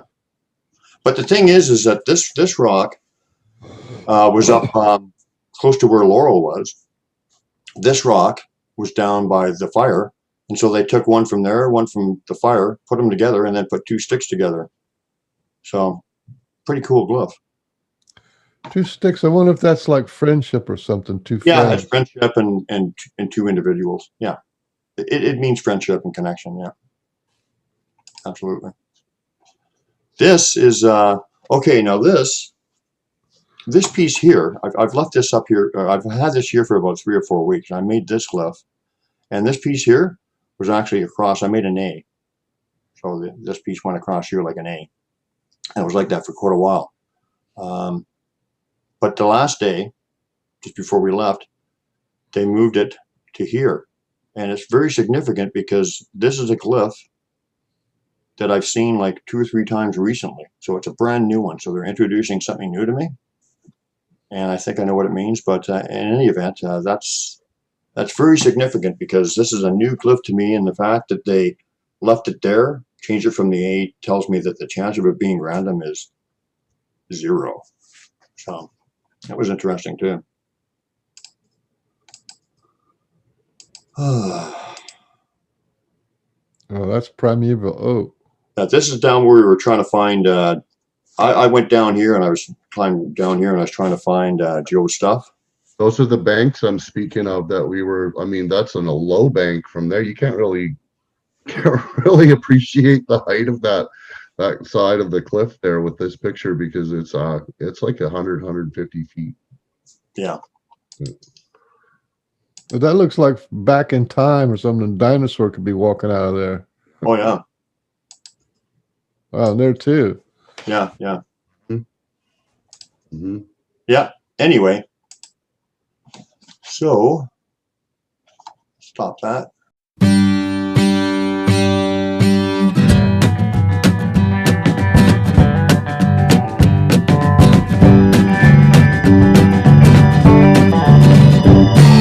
Motorway food is the worst in the world. You've never eaten food like you've eaten on the motorway. Motorway food is the worst in the world. The coffee tastes weak and the cakes taste stale. Gasoline fumes are the worst to inhale. Stomach rolls over and your face turns pale. Oh, that motorway living ain't the thrill to be so free, yeah. Riding down the motorway, gotta charge up my battery, rest my seat, rest my eyes. So tired, tired living this motorway living.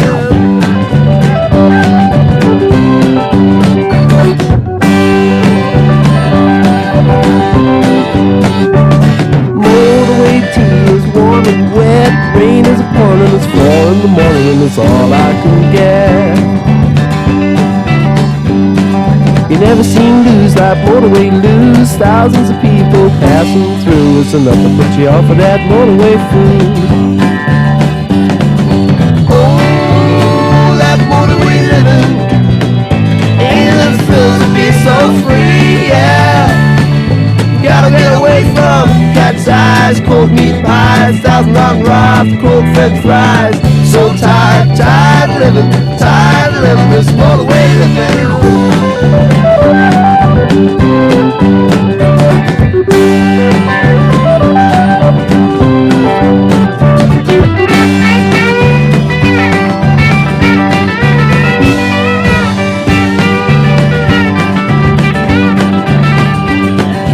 Motorway food is invariably fried. It feeds me and keeps me and helps me survive.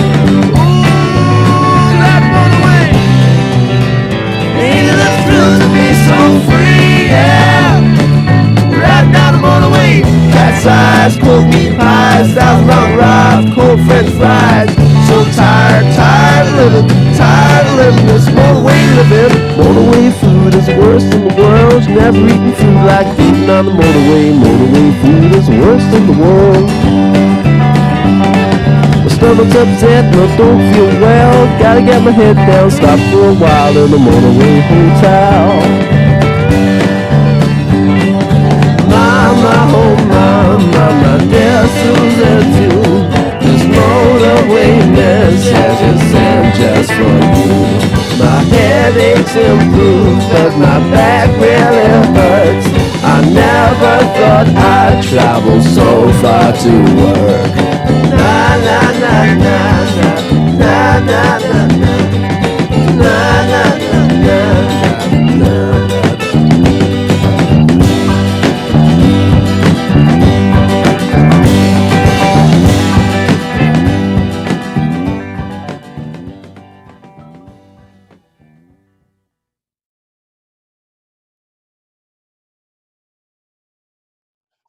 So Mark, tell us about your overview of the weekend and of the week, I mean, and your thoughts. Well, I had a lot of trippy things happen too, right? Like I saw that kind of like an orb flash by Joe's tent, and then within like 5-10 minutes, something like that, all of a sudden the lights went on inside of your truck. Oh, Over yeah. off the side, Oh, and we yeah. were all like, "Whoa, what's going on there?" And like Randy walked over there, and he's like, "Whoa, Brian's lights are on his truck," and we could tell that like his lights were going brighter, and then they were going dimmer, then they were going brighter, and then they went dimmer, then they went brighter, right? So like something was in like I walked up to the back of his truck, and Randy came walking back towards me, and I'm coming up to the back of the box of Brian's truck, and I could see a silhouette. I could see a figure. I could see a head, a big head, and shoulders, but it looked like almost as if they were disappearing, but they were there. And there's a big figure in the passenger seat of Brian's truck. It was huge. I know what I saw. And as I came walking up the box of Brian's truck up to the passenger window, as I reached the passenger window, it was just completely gone. And then something hit my whole head and my chest and just like almost pushed me backwards. Like something came into me and everything just went on. Yeah, I'm getting all tingly talking about it right now, but it was, yeah, it was very magical. Like just like he went right into me. I think it was Buddy, but was pretty trippy, mind blowing, kind of just how it happened like that, because I felt like he went right into my body as I walked up to him. But I've experienced that once too. I'm pretty much like I'm more than 100% positive that he was playing around in your truck, kind of just having some fun. I know. I went in there to make sure he didn't have a big dent in the roof. Yeah. So But there's a lot of moments. There's a lot of moments where things were calling to me or like pulling me in, right? I got pulled towards the that cover area again, and something just like it wasn't even like come here. It was just something was trying to pull me to that spot, right? Like I there's no way I was going to continue to stand around that fire because something was pulling me, and I had to listen, right? I listened to it. I listen to what they do and my abilities, and if my inside or my, you listen to your gut, your third eye, your sense, right? I always try to follow as much as I can. I always listen to it, right? So I got up and I moved over there and I waited for a couple seconds. And all I got was this big white owl wings. Like he flew right within like an inch of my face. And he flew right up in my face.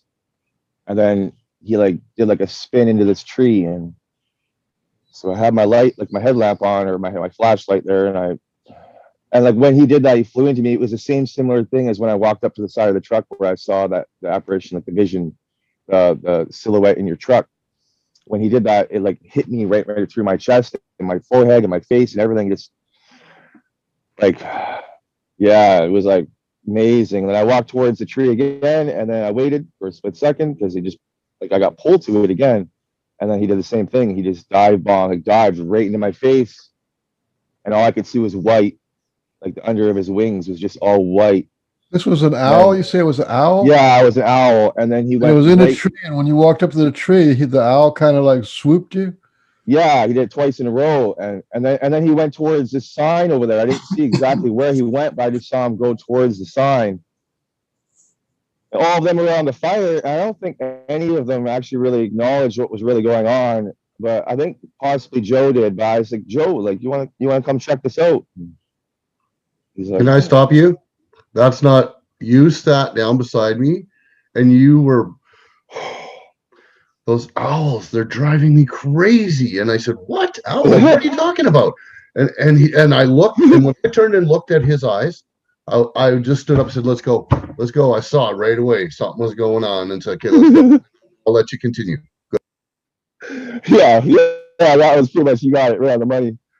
I was like, yeah, come over here and come check this out. I'm pretty sure he's just over by the sign. And yeah, we walked over and he was just sitting on the sign waiting for us. Joe was just like, what is going on? Yeah, and we got really close to him, and yeah, it was trippy. You got like a harsh, real powerful vibe from that. Like yeah, it was really amazing, right? And you He's left, right, and center. You felt it was Arrie, right? Yeah, that was the presence I got. It was kind of like a very similar image to Carl, but it wasn't Carl. It was Arrie, and it was just, I'm not too sure how to explain what he was really even doing with me, but they were definitely having fun because they know that I'm very alert with my energy and my, like I told you guys since the very start, since I met you guys, my low radar or my antenna that I have, it just goes winging back here every time I'm around them, and it goes nuts, right? And they know and acknowledge a lot of times they love having and interacting with me, and the juveniles love interacting with me, so I get a lot of good times, right? So a lot of the time we were there, I had a lot of beings, not just the forest people, right? I had a lot of beings reaching out to me, right? We went walking to that one area on that hike, right? Tell us about that, but let me back you up a little bit because we're on Bud and the interact. Tell us about, before you get into those other beings, tell us about Bud and the tent thing. Oh, there's so many things. Oh man. Yeah, that one night, a few nights back there, I went to bed rather late, and where you have that moment where you're like just getting ready to nod off to fall asleep. I had a tarp set up over my tent, and I was in the bush for the first several nights before I moved my tent, and I set up a tarp over my tent just because I didn't want to take my tent down in the rain if it was raining the last day. And as I'm nodding off,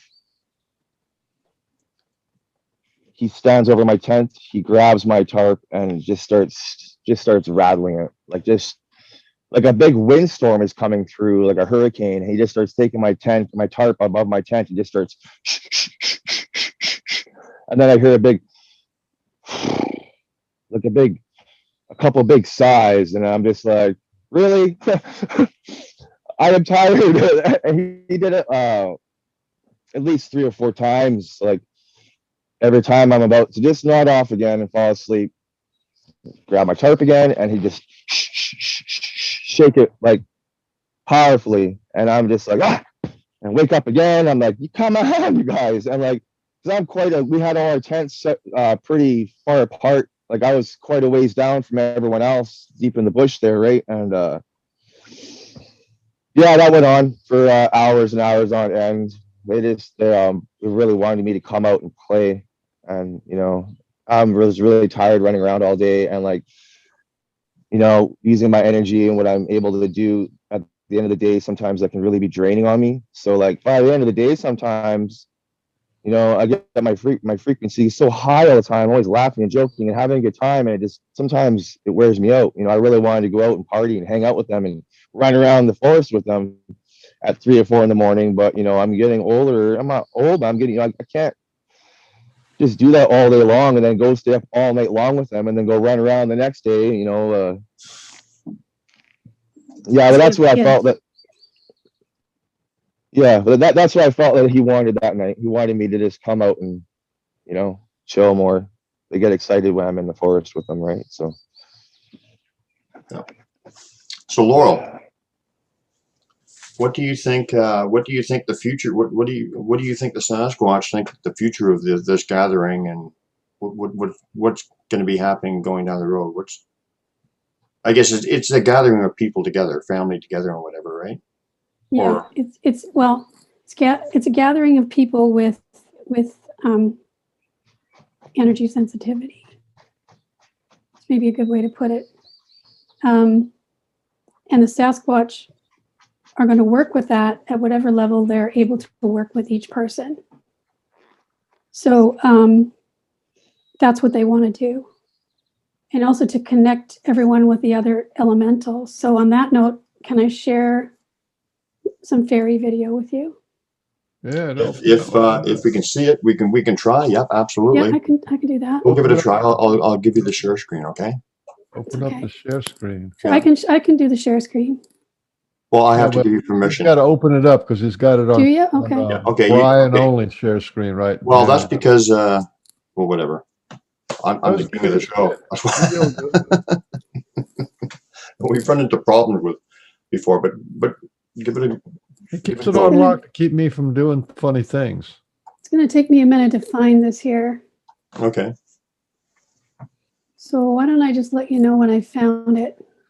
I wanted to add my little 2 cents in it with Mark and Brian. Is you're talking about 2 different Sasquatches or 3 different Sasquatches, Carl, Arrie, and Little Bud. Little Bud, and just because I'm coming as a listener, right?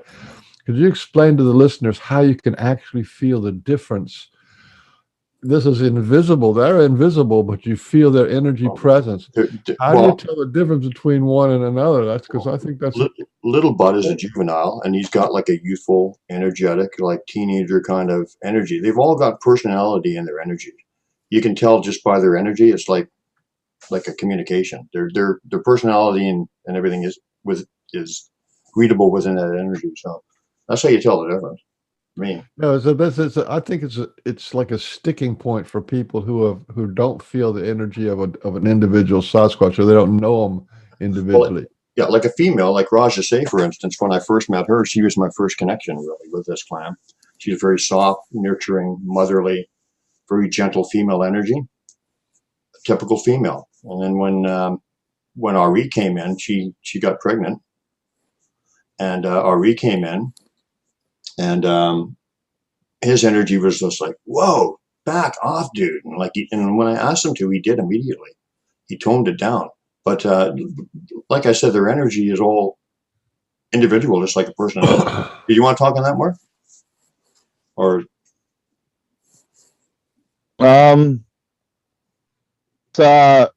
Sometimes like even with like I'll get even like a scent.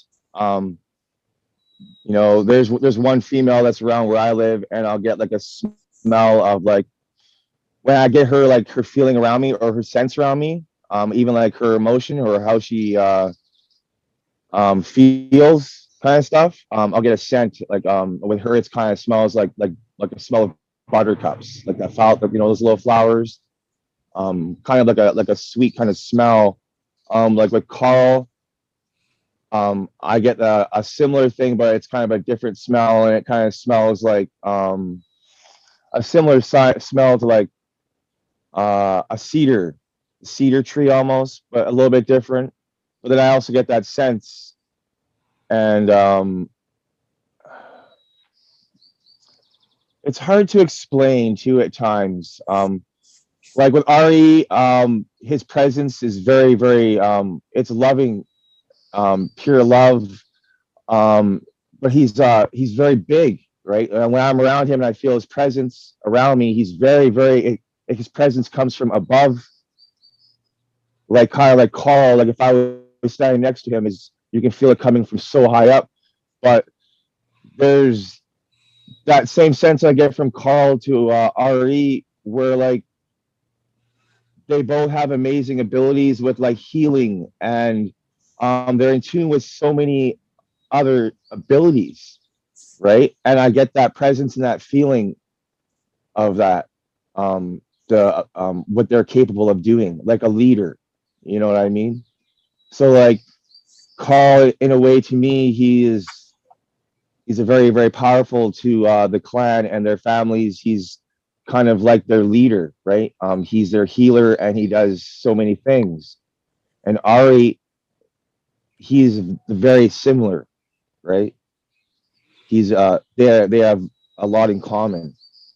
You know what I'm saying? I'm just fascinating that you can tell the difference between Ari and Carl, even though they're both males and they're both leaders. But there seems to be more to it than that. There's some kind of knowing or something. Well, I felt Carl once. And it feels different. He felt a little different than Ari. Yeah. It's just a bit different of a feeling, right? Because it's like a different person, right? They're like a people. So everyone's got a different vibe and a different feeling, right? Not everyone is the same. It's the same thing. But like I say, the presence, what they're capable of doing, and you know, they're both very, very tall, right? The personality though too is kind of similar. A lot of wisdom, right? Yeah, it's really, there's like a lot to explain about it. It's hard, but a lot of it is it's not just off of, you know, mind speak or all these things. It's off of feel, mind speak, emotion, you know, my energy channeling with their energy. There's a lot of things that come into play. It's not just one thing, right? So it's but basically their personalities come through in their energy, and you can distinguish them. Very very honorable, like the humor, they love the humor too, and it's kind of like a spitting image of each other. Like the humor and laughter and love, like they love, like you got to always get that frequency up, right? And like they love to have a good time, you know. And you know, I get that strong vibe from both of them too, right? It's very similar. I got the impression from Mary. Well, Mary said that Arrie was like a shaman and a healer of his people, and I guess probably Carl would be very similar. So Laurel, you wanted to share that fairy video. Can we I'd just like to add something to what you guys are saying before we go on. Okay. Finish it. Also, that Arrie is an accelerator. He's here to help us accelerate. That's his specialty. Let's put it that way. Yes, that's what Carl's doing with me. It's the exact same thing. It's he's showing me the same thing. Like we agreed the other day with getting this circle bigger, right? Letting us all come together as a collective. What I've been saying the whole time with my shows that I've been on and everything, we all need to get together as a collective and grow and get bigger. Let our hearts grow. The energy of your heart, the heart of your energy. This is the whole thing, right? Yeah. And like they're saying the same message, right? You hear what I'm saying? We all need to get together and grow and grow and grow and get the circle bigger and bigger and bigger. Well, so I mean, that's basically what Mark's saying is basically the purpose of what we were there for. Yes. It made me feel it felt so special. Even that day when Laurel, when you sat around that fire and you were saying what you were saying to us, you know? And the ravens were just going off the whole time you told us that. All right. The whole time you said why we were here and what the reason why we were here for. Right. That just hit my heart in the most tremendous way, because this is one of the main reasons why I'm doing this, and I'm coming out and I'm saying the things that I'm saying to people, and I'm trying to reach out. And I think it's because wonderful we need to do this. Because now we have a place to do it together. It's not like we all have to be doing this on our own. Those ravens were dramatic. We didn't hear the ravens at all until Laurel started speaking, and they were like extremely vocal the whole time through it. And even on certain points that they wanted to accentuate, it seemed like they made a call, like to accentuate a point that, you know, it was incredible. It really was. As soon as she stopped talking, as soon as she was finished talking, the raven stopped. Absolutely. Absolutely. It was remarkable. Yeah. No, that's why I'm so glad we got a pork and beans kind of a show, because the people who are having family and deep and accelerated experiences with the Sasquatch, they need to have a voice, and they need to have some place where they can tell people about it. You know, and God bless all the rest of the researchers out there, but this is the direction that they're headed in. You know, there has to be that way. you know. I'm somehow thinking did so much happen that if anybody can think of something significant, bring it up because I'd like to say about this particular thing right before that happened is I had planned to have this sort of talk before we came there. And the first day, everyone's getting settled in and everyone's, you know, coming at different times and stuff is happening and they're meeting each other. And then day 2, it's like I'm sitting there. Gary's my brother. We had a table with all our stuff on it. We're just finishing up with dinner. And I look up out the shelter and it was like I started going into a daydream kind of state. This has never happened to me before. And all of a sudden I could see that same energy signature outside. And right before that, Corbett had been talking about the Northern Lights and how the Northern Lights formed an owl, and I'm feeling that feeling again, swooped over his head. And I knew right then, now I got to say this now. And then all of a sudden this other thing happened where I'm kind of in this daisy state and I'm staring straight ahead at me. And then I can see the energy signature and it's Arrie saying, you ought to do it now. Do it now. Do it now. Just over and over again. So then I said, Brian, we got to do it now. So then we all sat down but that happened right before that talk. But if I could just show you this fairy video. I'm just tingling.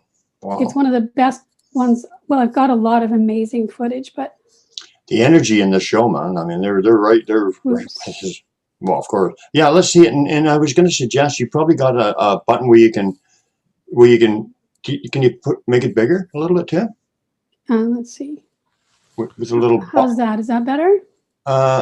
You go over to the top left and yeah, right there, top right, the little box. No, not the heart beside it. Does that make it bigger? No, the heart. No, it's not the heart. Does that make it bigger? No. No, that's a rotation. I don't do anything to make it on the bigger top here. left, there's the red, yellow, and green. Click on the green one. There we go. That's pretty good. That's pretty good. Top left. That's good. Okay. I don't know. It looks different here than what you guys are seeing. I noticed that what Brian was doing. I can see it pretty good. I just zoomed in a little bit. Okay. Awesome. Let's see. Okay, this thing came right by my head. Oops, I got to get it a little smaller so you can see the whole thing. How's that? What are we looking for? The little. Well, you'll see it. Okay. Oh, there it is. See that? I don't know what's going on here. I'll play it again. Now it looks like a hummingbird. There's no hummingbirds there. Oh, I see it. Yeah. There's no flowers for hummingbirds too. It's all moss and ferns. It wasn't a hummingbird. I've seen a lot of your pictures. It doesn't. Can't be I any. can show you a still from that. Excuse me.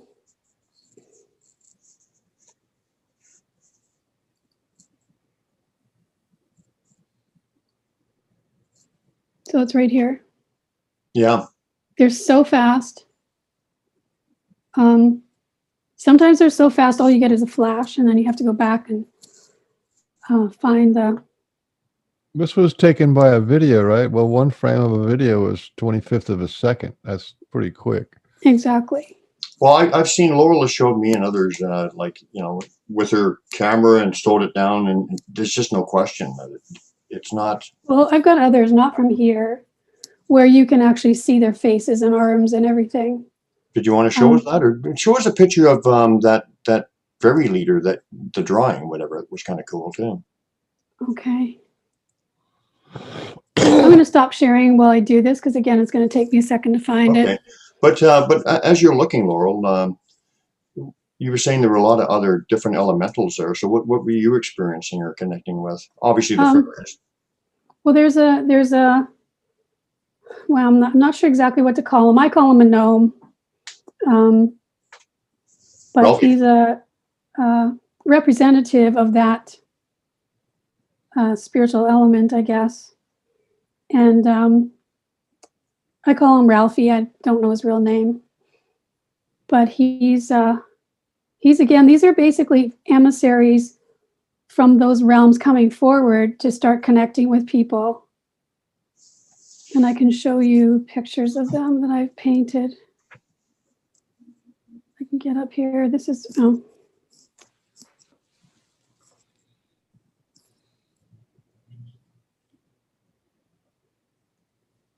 There we go.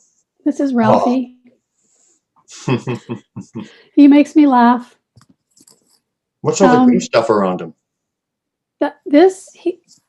He's got a cape of moss, not moss, sorry, lichens that he wears. And it's like a library. They exchange information all the time. And then if he needs to camouflage really fast, he gets under it like a turtle. But he's very deeply connected to the mycelial network under the ground of the mushrooms, and how they have this network underneath the ground that connects with the trees and everything else. Wow. But this is his living library. Basically, it's like a internet sort of for him. How tall would you say he is in human terms? Is it as tall as your knee or as tall as your hand? Yeah, he's probably 3.5 feet tall. So he's fairly big. I'll see if I can find Francesca's, what we call her. And she's the fairy queen, or? She's some sort of fairy emissary again, but she's also bigger than the rest of the fairies, and she has a sort of crown that she wears. Shoot, where is she here?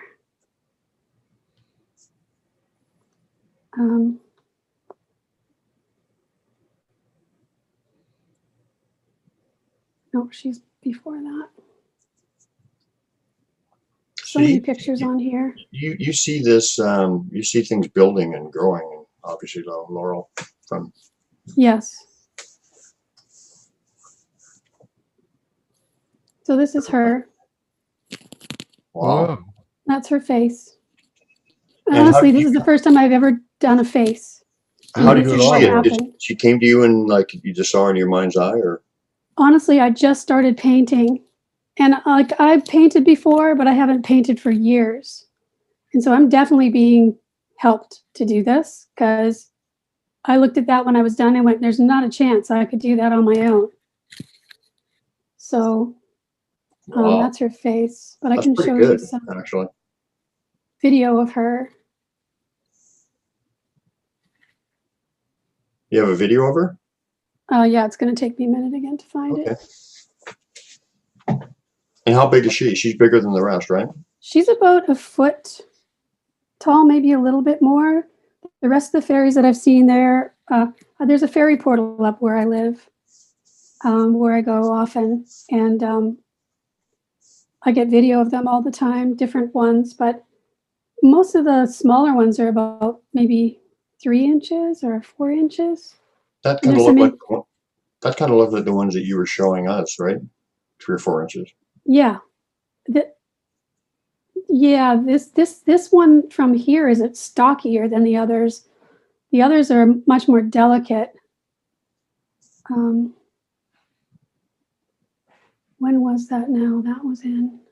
I want to say something about, you'd mentioned the crowns, and I was listening to a program the other night about these guys were talking about frequencies and Tesla coils and stuff, and then they got onto the subject of crowns. They're saying in the old days, people would wear these copper bands around their head, and then they would basically like make antennas out of them. So you would pull down different frequencies, and they would put stones on into the crowns, because they were like stone energy.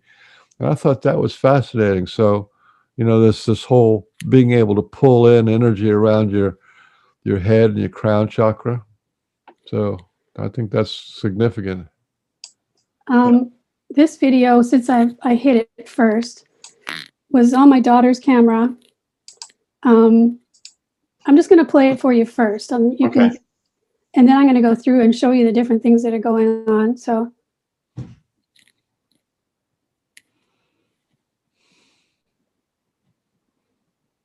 Okay. So there are two fairies in this. It looks like there's one, but they're just moving so fast. There are two. I don't know why it keeps playing like that. That's weird. Oops, whoa. I don't know why it's doing that.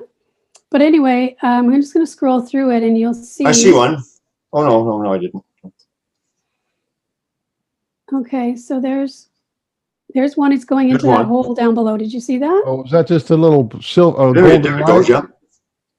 Was it like a little golden light? Yeah, and it's going into the hole, but there's one coming out. And I'm going to blow it up and show you her right here. Can you see her? I can see something. Right there. Mm-hmm. I've got bigger pictures of her, but this is her arm. This is her head. It's her other arm here. And I'll see if I can find the blow up of that. But actually, I'm going to show you something else before I do that. Watch the inside of this tree, this part here, in this big knot, and this hole down below. It's going to light up. So here it's dark, right? It's going to light up red from the inside.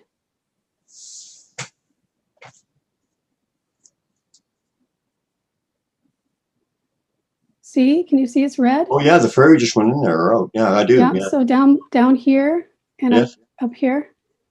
Okay, it's going to do that again, but it's going to get brighter. So you're going to see it fade out. So there it's gone. Here's another fairy. Wow. And watch, it's going to start turning red. See that? Yeah. Unbelievable. Unbelievable. So glad you showed us this. I don't know if anybody else can do this or not, but I've got this view options thing here. I'm looking at it at 300% view right now, and it's like just plainly obvious. Like if anybody else can do this, I don't know, but I can plainly Okay, see. maybe blow it up some Maybe more. talk to Laurel about that and she can. Oh yeah, now it's just like full screen, but just the little hole. Okay, can you see it now? How did you even Yeah, we can catch see this? it. Oh, you gotta, yeah, it's just incredible. How did you even catch this with your eyes? I mean, You don't catch it with your naked eye. It's only through the camera. The You whole can't see tree it. glows from the inside. The fairies are moving so fast, I can't see them with my naked eye, but the camera can pick it up. No. I'll see if I can find the, I guess if you're in the woods long enough, because people used to see fairies. I mean, if you're in the wood long enough, you get tuned to it. oops. Trying to find the blow up here. Sorry, excuse my family. I remember the night I saw her, that little one that's in the hole there. I couldn't even sleep. Here she is. There's a bigger picture. It's blurry, but can you see? Oh, shoot. Oh yeah. See her arm? Yeah. Here's her face, her hair. Oh, it's, almost insect-like. Yeah, it looks to me like I'm looking at a miniature version of an avatar. That's exactly what it looks like, because I've got it blown up 300%, plus you've got it blown up, and that's what I'm looking at, is a miniature version of an avatar. That blew my mind. I couldn't sleep all night. That's incredible. Wow. Is she facing towards us or facing away from She's us? facing She's towards got us and her- looking to her left. That's what I'm Yeah, seeing. to her left. She's looking to her left. So do the fairies connect with you, Laurel, or do they talk to you? I see Um, clothing. She's Yeah, wearing she's got clothing on straps, clothing here. on. Yeah. There's another arm. There's the other arm here. Her face, Mhm. her hair. I think Um, actually she's got her other arm bent like this. So I think what you're seeing is this. Like she's got her head. Yeah. Something like that. When they fly either like this or with their arms down like this, like she's got hers like this in the different screenshots that I've gotten. Mm-hmm. I'm just going to find Francesca for you, so I'll stop sharing while I do that too. They're so, like I said, do they connect with you? Well, I feel like they connect with me through those paintings. I've done several paintings and asked, can you help me with your wings? She didn't sleep all night. I'd call that a connection. She was like, something happened. No, but I'm saying, no, what I mean is like the Sasquatch will, Well, there's one night where speak and I stuff. said, Do they give you messages and communicate with you in that way? there's one night where I asked them, like, how do you fly so fast? Like, how can you do that without banging into everything that's around you? And I had a dream that night where when you see this video, I was Francesca flying to this tree, and it was like tunnel vision, and everything on the outside is blurred out. Excuse me. So it's like this completely clear tunnel where they can see exactly where they're going. And everything on the outside is blurred. Mm-hmm. So let me think, that was July. Hey, Randy.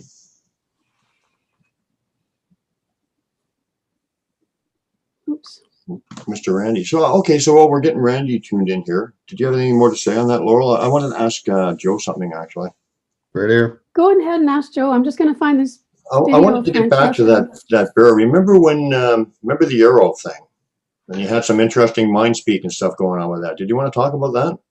Sure. I'm not very proud of this. I'll be honest with you. I'm actually kind of not really very happy to talk about this, but it is my first real substantial encounter. But I just wish it had gone a little differently.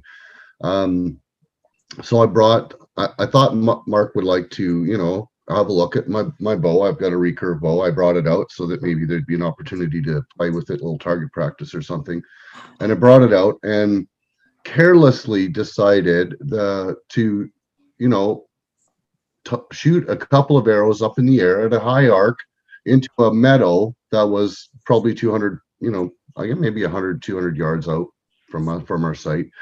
And because we had been out there several times before, there wasn't anything obvious that we could see out there. But anyways, I shot one arrow, and it was a little bit of a weaker shot, and it landed very clearly. We could see where it went. The second shot, I pulled it back a little bit harder and fired it, and it went almost all the way across the meadow to the other side. And I watched where I could see it come down kind of in the tree line, but once it started to hit in the bushes, I lost track of where it landed. So I really didn't know 100% for sure where it was.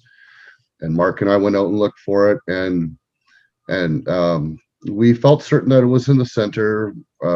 Mark and I discussed, what each of us kind of observed, and we felt like it was in the middle of this, of this meadow. So we looked and looked and looked, but there was one section we didn't look in, and I don't know why we didn't look in there. I think Mark mentioned something about having been pulled another way, but for me, it was just like it didn't even occur to me to go over there. So I didn't look, and then we gave up and we started discussing it, and we thought maybe, well, that thing should have been sticking out of the ground. It's got a bright orange tip on the end of it, like the notch area, and it should have been quite easy to see, as the first one that we found was, because it should have been basically sticking straight up into the ground, and it should have been very obvious. So we thought maybe that we were being played with a little bit. And I started to think about how, well, geez, that's stupid. The first rule of firearm safety is not to shoot at anything you don't intend to kill. Or if you're going to target practice, it has to be, well thought out. And you got to know what's going to be in the area where, you're shooting. It's not safe to just fire an arrow anywhere. And I don't know what I was thinking. I guess I just felt like, a little childish, and I wanted to play. I mean, I hadn't had much of a chance to use it, and it looked like a good opportunity. And so anyways, we were batting, ideas around, and we eventually went back and looked again. And while we were sitting there, I was thinking, okay, I know I got my line on this thing. I know that it's got to be between there and there. So I went out again. And at this point, there was a little bit of, disagreement where we didn't quite agree, Mark and I, about where the arrow had gone. And I thought, you know what, I'm sure that it went farther back, but I'm not sure how far. And eventually we both agreed, okay, let's go, like Mark stayed back, and he kind of like, gave me my line of sight, like, where to go. And once I got to a certain point where the stump was, I could see it plain as day, right? Farther back. And I pointed it out to Mark. And anyways, so we went and I grabbed it. I pulled it out. And it was sticking out of the ground, plain as day. I don't know why we didn't see it before, why we didn't go there. But as I'm there, I'm thinking, did they do that? Did they hide it? Did they prevent us from seeing it? Was there some intervention there? Some sort of interaction? And I had that thought in my mind. And I thought, are they mad? Like, did I do something really bad? Like, because I know I shouldn't have. I violated our own agreement with, you know, these tools not to fire them like that, right? Out of the safety. And so I knew there could have been an issue there. And I felt like I might have offended them. And I had those concerns in my mind when I was doing this and I was walking out of the field. And here, this to me gets back to the whole point where they have to, you know, can use what they know about you to communicate with you in order to, you know, to for you to understand what you're hearing. And it just isn't nothing. It just isn't your mind. I'm walking out of the field and in a low, raspy voice, like I sometimes would use in order to, you know, discipline my children or to be serious about something. But it wasn't my voice. It was another voice. Said, not us, not nice. And as I heard that, I said, I'm sorry. Not again. And I said, not again. Thank you. Well, you're welcome. And I'm just vibrating and just chills right now, like I did then. And I'm like, what's this? And so I just kept walking and I'm like, oh, I gotta kind of, what the heck was that? What the hell was that? And I just felt completely just ashamed of myself and just sick about, you know, that I did that. And thinking back about how these, you know, these other people are saying they're feeling, the little ones and the twins and all these other entities. And I'm like, what did I do? I could have hurt someone, you know? And so I felt sick about it. And so they knew that and they made sure that I understood that it wasn't them that moved it. But that really wasn't very nice. And they weren't happy about that. And so I really felt chastised. I felt ashamed. And I felt like I was in trouble, like chastised, like I was supposed to go in the corner, right? Like that kind of thing, like bad. And yeah, so there was no doubt left in my mind at that point in time that there were beings present. And I just wasn't aware of them to the degree that other people were. And at that point, that was their way of just letting me know, just come on, you know better. So That's an amazing story. I hadn't heard that one yet. yeah, it was, it's like even right now, I just have like remorse and regret because it just, you know, it's like firing a weapon into a crowd. That's no different because there literally could have been a crowd out there. How do I know? I can't see everything that's out there. I can't. None of us can see everything that's out there. Some of us can sense, but no. So that was really silly and stupid. And they made sure that I knew that they knew that they agreed with me that was really, really stupid. The last thing they said to you was thank you, right? Well, they appreciated the fact that I acknowledged them immediately and didn't slough it off. That's the way I looked at it. I was just like, okay, yeah, absolutely. Yep. It was just immediately like, yeah, I am not the authority here. I am not in any way in charge of this right now. I am being told, don't do that again. The point is, though, they said thank you. You got the point. So it's all going to be good. Oh, Or I hope so. I hope so. Well, I think it was just that they acknowledged. Yeah, they knew that I was acknowledging that because I knew before. Because I was asking. I had those doubts even before that I'd heard that from them. That it was in my mind that oh shit, I shouldn't have done that. Oh shit, I hope I didn't. You know. And yeah, they just wanted to let me know that yeah, no, you're right. You shouldn't have done that. Mark had some thoughts on that. Mark has some thoughts on that too, right, Mark? You had some perspective on that too. You want to talk about that at all? I just knew like from the time that he like basically shot the arrows into the field, I just got a bad vibe. Not like just like a vibe that was like we had done something wrong or like no, I just, you know, I thought about the young ones right away. And when we were out there looking for the arrow, especially that one, like we probably spent like half an hour at least looking for that arrow.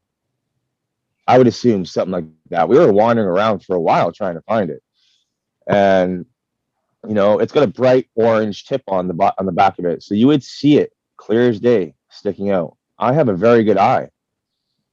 I really do, though. I have an amazing eye, and I can spot things like you wouldn't believe. And Dude, after what you found, I have no question at whatsoever about what your ability to see. Just want to say that yeah, right now. So I knew that if you couldn't find it, there must have been some intervention there.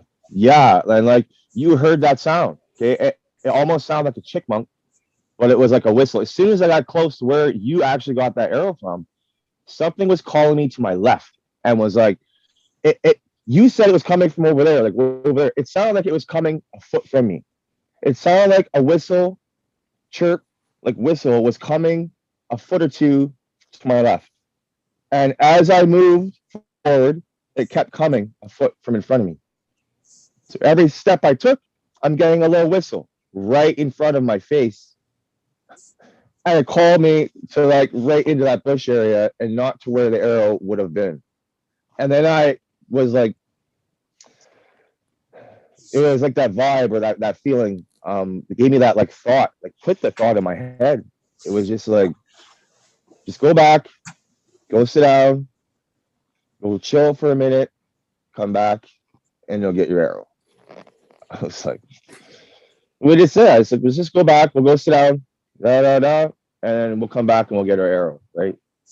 And like, that's what happened, right? But like the whole time we were down there trying to find it, it's like I was being led away from where it really was. And like, it was right there under our nose the whole time, you know? And yeah, just, you know, I'm glad that it kind of happened in some ways because it like, you know, it really shows Joe too, right? Like it's showing us, you know, and it was amazing. I was like happy in a lot of ways when Joe came back and he told me what they said to him. I was like, great, you know, we're making progress too. And he's gonna see, right? Like they're all really here. They're right there. And like, you know, the next time we know now, when you got a bow and arrow, go grab a little target or something and shoot it just right in front of you. Don't be going and, you know, shooting your arrows into the meadow and by the forest and stuff, right? Because we know why we're there, right? So I also yeah, it found was it. trippy. I also found it interesting that the Sasquatch, you know, they weren't moving Barney out because of free will, right? But I mean, I'm sure they would have stepped in if he hadn't done anything, you know, violent or whatever. But yeah, I mean, we wanted to get Barney out of there, but he just wasn't going to go. And you know, the Sasquatch, we're talking about that too, right? As far as, you know, like the free will aspect, right? Like he's you know, free will with any animal, right? They've got to come to their own decision, right? Yeah, well, I reached out to him and them. I tried to, you know, like speak out, you know, even Mary did when I was talking to her about it. Yeah. We were like trying to ask him to like leave for his own safety, you know. I asked Carl, even reached out to him, Arrie, all of them. I said, you know, we got to get him out of here for his own safety. You know, I want him to live a longer life. He's not going to live long if he hangs around here because, you know, people are only going to deal with him for so long, unfortunately, right? So, but I got that presence that there were. It was like I said, it's his choice. We can't make him. You know, we all have our free will. We can't just make each other. You know, we have our choice. They can give him, they can persuade him, they can, you know, try to push him to do it. But in the long run, it's his choice whether he's going to stay there or not, right? So that was the vibe I got from them, and I said, okay, thanks. And like I tried to get them to. I said, you know, watch over my tent, and it was funny. A few times throughout the night while I was by my fire, I had a vision of one of them standing in front of my tent, just doing as I kind of asked, I believe, just watching over my tent. But I had a couple of visions of seeing him, watching him, just standing there, just, you know, just hanging out, standing by my tent. And I just blink and the vision's gone, right? But yeah, I don't know. That was something magical about that bear too, though. Yeah. It just reminded me of like I was playing with my dog. Like I honestly feel like if I had like a week or two with the ball, I could teach him how to play fetch and he'd bring me the ball back. Like I felt like that was it was He gave me that impression, yeah, like he wasn't that far from being like walking right up and petting him on the head kind of thing. yeah, Not that I was going to try that, but yeah. no. That's interesting. Interesting encounters with the bear for sure. You guys hear me? Yeah. Hey, Randy. Yeah. Randy, Hey, Randy.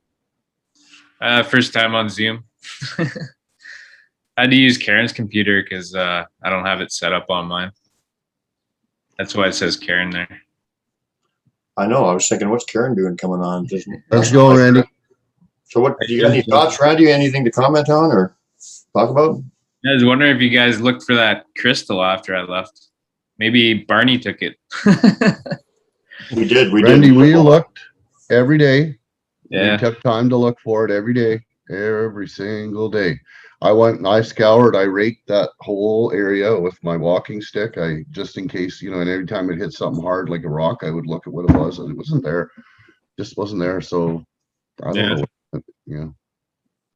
It's all good.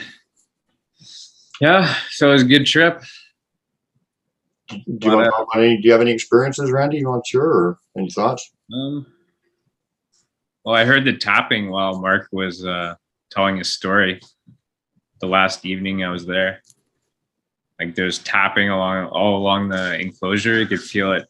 Yeah, I heard that too. It was like long nails tapping on a hard surface. Yeah. Is what it sounded like. Yep, and it was just like that, rhythmic, just like that.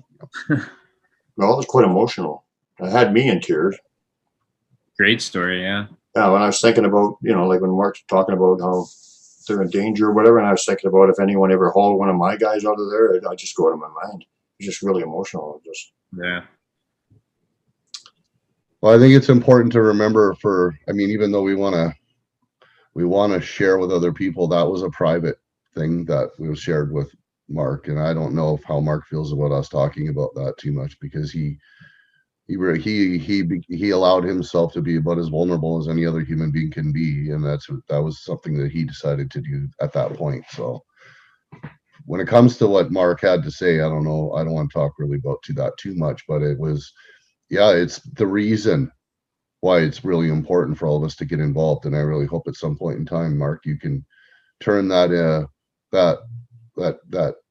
story, that really deep feeling that you have, into something that people can latch onto and agree with and get on with the rest of us.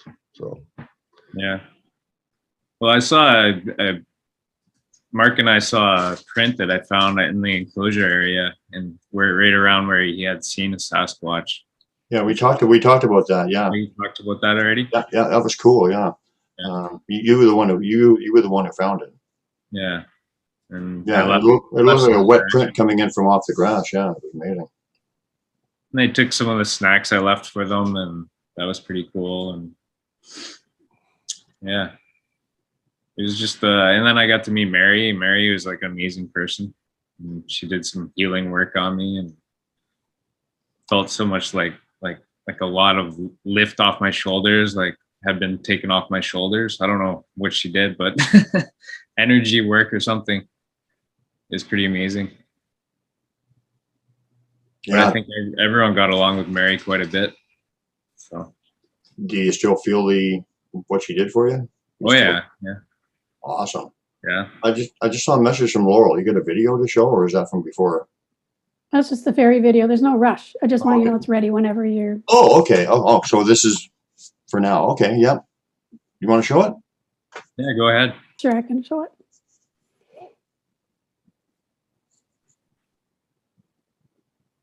Oh. Okay, so she's here. I'm just going to show you how she comes onto the tree. Wow. So, Oh, that's a good one. see the blue light coming in? And then you can see her arm right here. Her wings, I can't get this any bigger, but when you blow it up, you can see these wings as like little tubes, because they're twirling around and around and around. Oh shoot, what just happened again? This keeps changing and I'm not doing anything to it. Oh, see if I Run can it blow this it up way. This is again. good. This is good. Run it at that. Okay.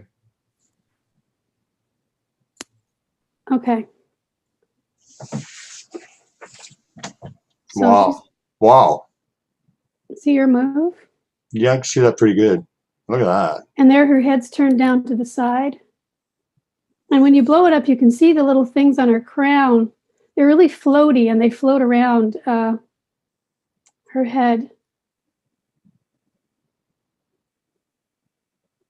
Anyway, when you blow it up, you can see it pretty well. I can't get it any bigger right now. It's spectacular. That's her.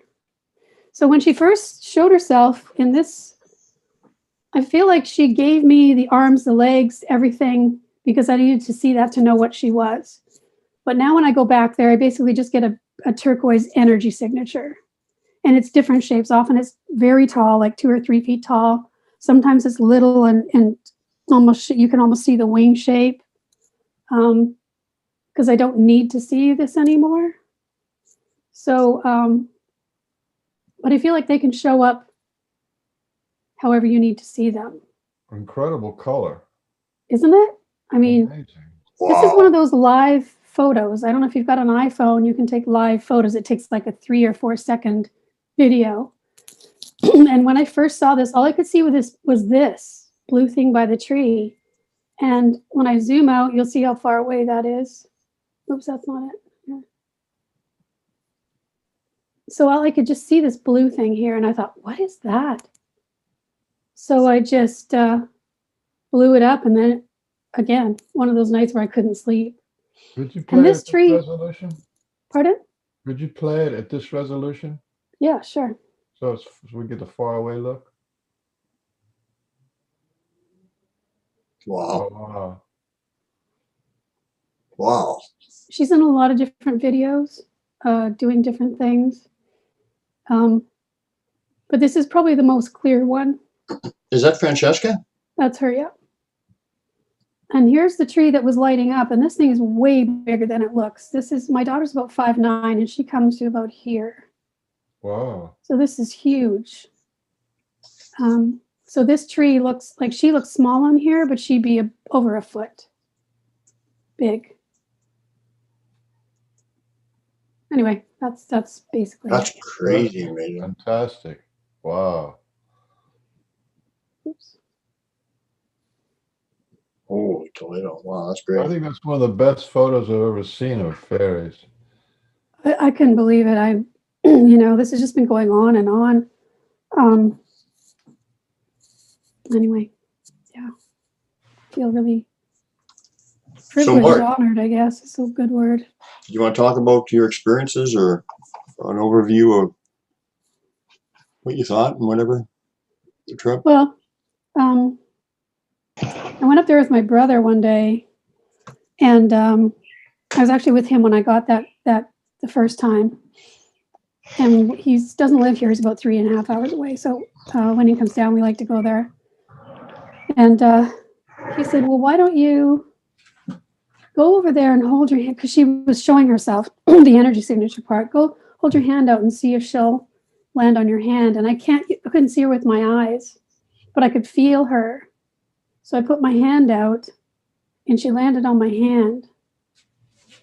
And she also did this for Gary. It was a little different. She was taller and thinner and not quite as bright. But anyway, just things, you know. I've been looking for them my whole life. I've been out in the woods knowing they were there, looking for them, running around when I was a kid. I get up in the morning. I lived in the mountain over here in my pajamas and just run out and start looking for them. And I could never find them, but I still knew they were there. And this went on for most of my childhood. So actually finding them now is like, wow, I don't even know what to say. It's very. So what's your opinion, Laurel? I mean, we all got our own opinions, and I think it's pretty well consistent across the board with us. Well, for most of us, what do you think? What all the elementals, Ralphie, fairies, the Sasquatch. Why are they here at this time? Why are they all coming? Why is the veil thinner? Why are they all coming and making contact? Well, we're having trouble, aren't we? Yeah, yeah. Yeah. So they want to heal they're suffering too as a result of what's going on. So they heal themselves, help each other heal each other, and to heal the state of the world together. I'm convinced that these beings that are coming forward, they're all emissaries of their particular realm, trying to connect with us. And anyway, so thank you for giving me the opportunity to show that, because I think it's important people know, not just imagine, but know that there are things out there other than Sasquatch that want our attention. And Sasquatch work intimately with these beings. So they're not separate. Separate phenomena, I guess is a good way to put it. It's all part of the elemental world. Mm-hmm. And they all want the same thing. And Arrie is like he's basically opening the door to introduce us to that if we want it. Well, who wouldn't? Who wouldn't? Who's got their heart open wouldn't want that? Yep, absolutely. So, Mark, what was your overview of the trip, or whatever? What do you come away with? Well, I had an amazing time with all of you, because I don't I've always kind of been in tune, but like I always said, things have changed a lot since last spring, right? With helping with close friends to heal them and do amazing things, and things have grown a lot, right? But I've never been able to be around anyone to do this with, to be with all of you and experience that all together that was one of the most amazing things I've ever done in my life. To have people and to do it with all of you, I don't know, it was very meaningful to me, and it really hit my heart. And it wasn't just my heart, I met many of them too. That was very, very meaningful to them. And I've got it since I woke up, just a lot of love and a lot of thankfulness, and just more and more and more, and this amount of things that went down, said it all right there, right? So, I got a picture. I don't like calling him, dog man. I like calling him wolf man. I like calling him I don't really like calling him that, but one was by the creek when we were in for our walk the last day. He was really close to where the rock stacks were, where by that where we walked up that little river, that little creek there. I got pictures of him. I took a lot of pictures of that one spot. Pat made it very clear as day. You can see him pretty clear in the picture. That was pretty cool too. I had a feel for him way long before I saw him, before I was led to that other spot where Joe thought he seen something run past his foot. That was a whole different thing too. That was amazing. We found those big boulders all around that spot. Everything was bent into their I guess like an entrance to where they come in and out. There was really strong energy in there. It just, yeah, like I'm the magnet and there's another magnet, and it pulls me right to it, and I get stuck there. You know what I mean? We were there for a while. That's what happened with that spot, right? And I just got pulled right in there. The energy that came from those big rocks, those big boulders, and that whole spot there was just like phenomenal. It's not even a word to explain it. What I was feeling there, and that was great. How we all just sat down there and we just waited and kind of talked to them, and Don't you remember when we were first there? I said this is something special about this place, and then you just went, yeah. Then you really picked up on it. You were like, yeah. Then I just kind of did my thing, and I just picked up on a lot of cool stuff, and I was like, like I said, I step in their track and I feel it, and it runs right, it gets zapped through my body almost, and then I can almost like visualize, I can see where they go. I'm good at seeing tracks, and can tell how fresh a track is, and you know, what I'm tracking kind of, and, you know, that kind of stuff. Like Barney, I could track him like easily, you know what I mean? But like that kind of thing, I could follow the energy, right? And I can go with it, and I just, you know, I follow it. Okay, look, this is where they lean two sticks up right here. How blatant is that? And I go along where they, you know, it's almost like I see a line, like an energy line where they go. It's really hard to kind of explain. But yeah, like sometimes I can even visualize an actual like a clear, bright kind of like a light flashlight see-through line that just goes where I can see once I feel that first track. Yeah. So what I described to you is what you experienced, right? I could feel Yeah, the energy, and then I could actually see the tracks. It was like bizarre. Yeah, I could actually connect with you when you were doing that. I didn't really say anything to you about that as it happened, but when you were connecting and you actually said you were like, whoa, I could feel it. And I could actually tell, I could feel that you were connecting to that energy. It was actually rather, I don't know how I do it, right? I have no idea. You know, I just do it, right? I just have senses and they get really heightened, and I ride the wave, right? So yeah, it was just magical, you know. Right towards the tail end too, I started getting a lot of mind speak, and I heard brother a lot. There was a lot of brother talk. Seems to be a common word for me. They love calling me brother, but you know, a lot of it just started getting really strong, and it was really cool. I felt like it's even gotten stronger almost since I was there. Oh I said yeah. that to my girl last night. It feels like everything's even gotten more heightened. Like my senses just keep getting stronger and stronger as the day and as the week goes by. Just yeah. So did you get any direct messages from Arrie himself? Um, towards the tail end, it was more of just they're looking really forward to doing this again. Just, you know, get the circle bigger. Just constantly getting that connection, you know, and they were very happy with how it all kind of turned out and the messages I got across, and you know, they had fun with us, right? Too. It was like a celebration, right? It wasn't just a get together for us, it was a get together for them. It was a get together for all of us, right? So it was a very magical time, right? So I've always looked at it like they host it. You know, yeah, we put the money out and do the human kind of thing to get it together, but they're actually hosting it. yeah. Yeah. So And yeah, there was a great energy and a great, it was just a peaceful, there was just a real happiness in the air about the whole thing. Yeah. I'm noticing a kind of a calm. This is not like any other pork and bean show that we've done. There's this kind of a mature, somber calmness with everybody. I'm not. Do any of you guys feel that same kind of energy? It's sort of like a. Yeah, I do too. Yeah. Yeah. Very cool. It's not good because, like you know, if a fairy, you know, or you know, or these. We've had a lot of those kind of shows, but this is like a real somber tempo to it.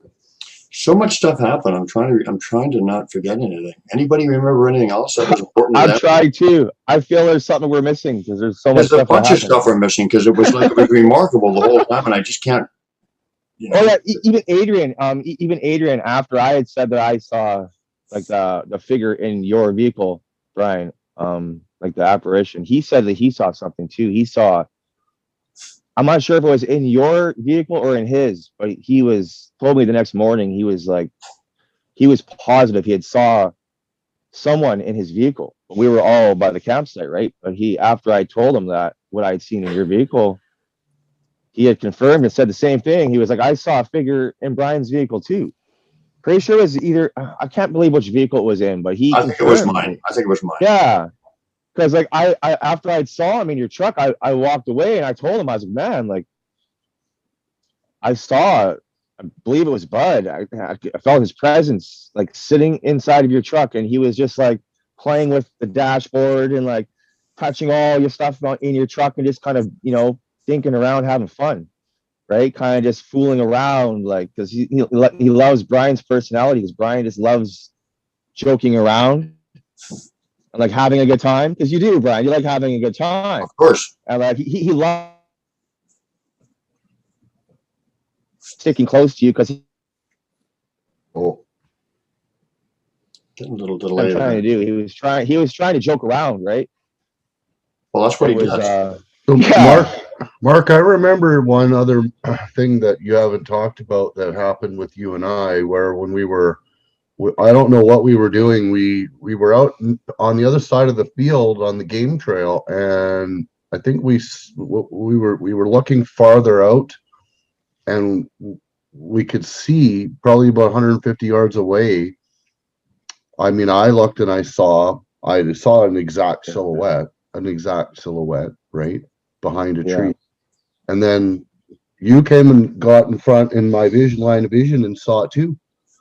Yeah. And we saw it swaying. And that was Guys, probably for me the first physical thing I've ever been able to say that I experienced that way. And Yeah. you were able to confirm what I was seeing. So that was yeah, oh yeah. so He was moving. I saw him moving between the trees. I'm just wondering between which two one it trees. was or who it was, because Well, with it your was connect, definitely it was a younger one. I can't pinpoint which one it was. I wasn't Bud. It was a smaller one. I think maybe it was one of the young ones that could have even been with Carl, because I know Carl had his family was there, and Carl's got a very young one okay. that's right around that height. Oh, yeah, And because he has two young ones, and yeah, there it was. If it would have been like Bud or Carl or Arrie, any of them, in that figure, it would have been huge, right? It would have, right. right, and that figure was a lot smaller. So I got the feeling, I got a playful feeling from it too, like it was just kind of doing that peekaboo, and I feel that the same vibe I got from that spot where I found that little under shelter by that little cliffside there. Yeah. It was the same kind of vibe. I got that same peekaboo vibe. Like he just like come out from a side of a tree, he's like peekaboo, and then goes back in. And I'm just like, and I started laughing, right? But that was like the vibe I got from that one too, because he was like actually, if it was a male, was like actually leading us towards that spot, because we started going deeper and deeper into the woods there, right? And I kept telling you too, I could feel like eyes on us constantly, and we kept seeing these dark figures until we got lit up to that spot, right? So yeah. It was just it was jam packed full, literally jam packed full. Every waking moment literally was like there was something to notice or something, just like what like what the hell? It was just yeah, just like a magnet, man. It just pulled me right in. That's why I loved it too, because I get to like do it with other people. I get to like, I learned a wish lot I could do that about with my own energy. brother. Just go out there and from you and and Mary and Brian and Laurel, I learned a lot about energy this week, and it feels like to me that maybe the reason why they're concerned about everything is because that energy that's going on all over the world right now with and I won't even say it, but you know what I'm saying, because I don't want anybody to get banned or blocked because of that word, but with the entire energy that's going on the planet right now, it just must be so. I mean, it just must be very deeply concerning for them. And it was, because, when we went out there, went out there with some of that energy because we're all living it with it, and we're all having to deal with it in our own way. And so, we're extremely gentle with us, and that might have had something to do with it. Is that there's because of the level of energy in the world right now with this is very, it needs medicine, right? And so I think that the gentleness of what we experienced was that just what we all needed. Just what we all. Yeah, it was. I think with those 5 days, other than when odd time would be brought up because we're just discussing the situation of the world or whatever, and why we're there. So it has to be, those kind of things have to be brought up. But basically, I didn't think of any of that negativity. I don't generally, but really, it was so far removed from my mind when I was there. It was like the world was normal again. While we were there. I mean, we're humans. We talked about kind of everything, right? Like Scott brought up, right? So that energy was there, but it wasn't pervading overall positivity of the event itself by far. But there was that definite level of concern because it existed, right? It was there.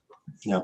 You know, one thing I found really touching with Mark too is that he mentioned that when he was playing with, or when Bud was shaking his tent or whatever, you got the feeling it almost brought you back to the relationship you had with Carl, right? The playfulness and that was kind of touching for you, wasn't it, Mark? Want to talk on that a bit? I kind of missed a little bit what you said at the start there because it was lagging out, and I got a lot of. Little Bud was playing with you, and it reminded you very much of your relationship with Carl, and it was very, very touching to you, right? Yeah, it reminded me of when I was like hanging around Carl when I was a lot younger. So like it was like kind of like a flashback of like Carl when he was like when I like, you know, over 20 years ago when I saw him when I was in my teenage years, right? And like how he was and how he presented himself at that time, right? And like, you know, even his height and how tall he is. Just his presence and his playfulness and how he likes to joke around and have fun and his humor. It was just like a spitting image of the way Carl was several years back when I was younger, right? The same kind of feel, the same kind of almost attitude. Yeah. So it was really trippy. Even that one time, so many things that happened. I even forgot about this time. You were going to go lay down in your truck. You were getting tired. It was like one of the last days of the campout, and we were like, well, let's go get Brian. We'll see if we can talk him into staying up a little bit later. We go wander over to your truck, and I just walked past the yellow gate there to get into our camp area there, and I hear a little whistle, right behind me from where I just came from. Like something's trying to call me back to where I came from, right? And then I take another 5-6 steps, and then I hear one of those click sounds, like with a tongue, like, you know, right behind me, like he's like turn around. I'm like, just yeah, you know, getting my attention. It's like pretty late, right? 10, 11 o'clock. Joe's right in front of me, and I'm like, Joe, did you hear that? He's like, huh? He goes and walks towards his truck, and all of a sudden he's like, whoa, something's like right beside him. Like he felt like there was, hey Joe, like it came in threes. So it usually comes in threes with me, and I'm pretty sure what Joe had, that was. This is what I mean.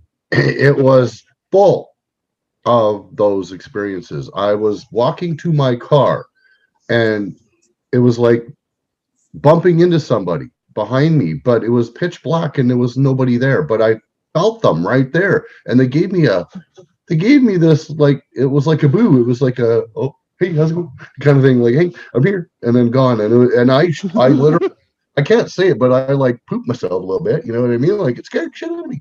But yeah, and it happened right then. And that was when we were going to go get Brian to see if he was okay, and if you know, because he didn't say anything to us, so he just was gone, so we better go check on him, right? And then it was like, no, leave him, he's fine. Yeah. That was what we were getting. I'd just leave him alone, because you were really tired and you needed to rest, and we thought yeah. Yeah, that was I can't believe that I jumped out of my skin. I literally jumped out of my skin. What the hell is that? Yeah, I have a question when everybody was. Yep. You know, here again, I'm looking at this as an audience because I was like, this sounds like just such a wonderful time. Out of the whole camping event, how much of it was visual and auditory, and how much of it was invisible, paranormal, and woo? I'd say 80% woo. Yeah, sure. I agree with that. At least. There was a couple because it was all like teachings and like, do you notice this, so that you can pick up on this point, like with Joe, you know, very much that way with Joe. Always like that with me, always continuing with that. Yeah, it was a little different for me. I see a lot more things.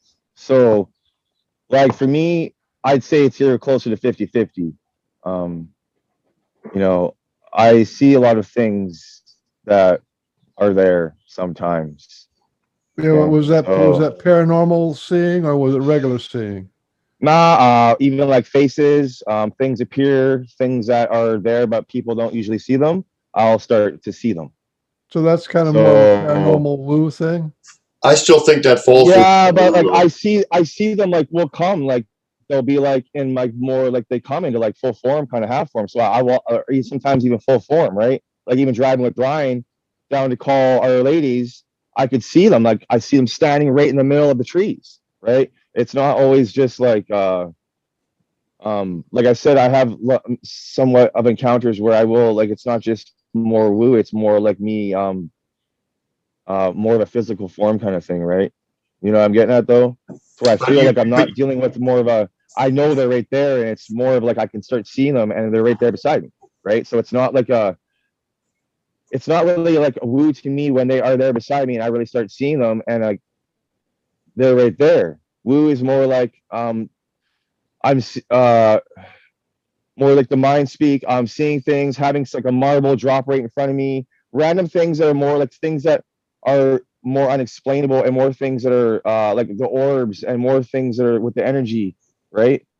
But when I'm like when I see myself kind of like right next to them, that's more like me hanging out with Joe when we're going to hang out. Sometimes it feels like right where we're running through the bush, But right? do other people That's some see of what you the see? presence, the feel I That's the get for point. when it's in that kind of situation.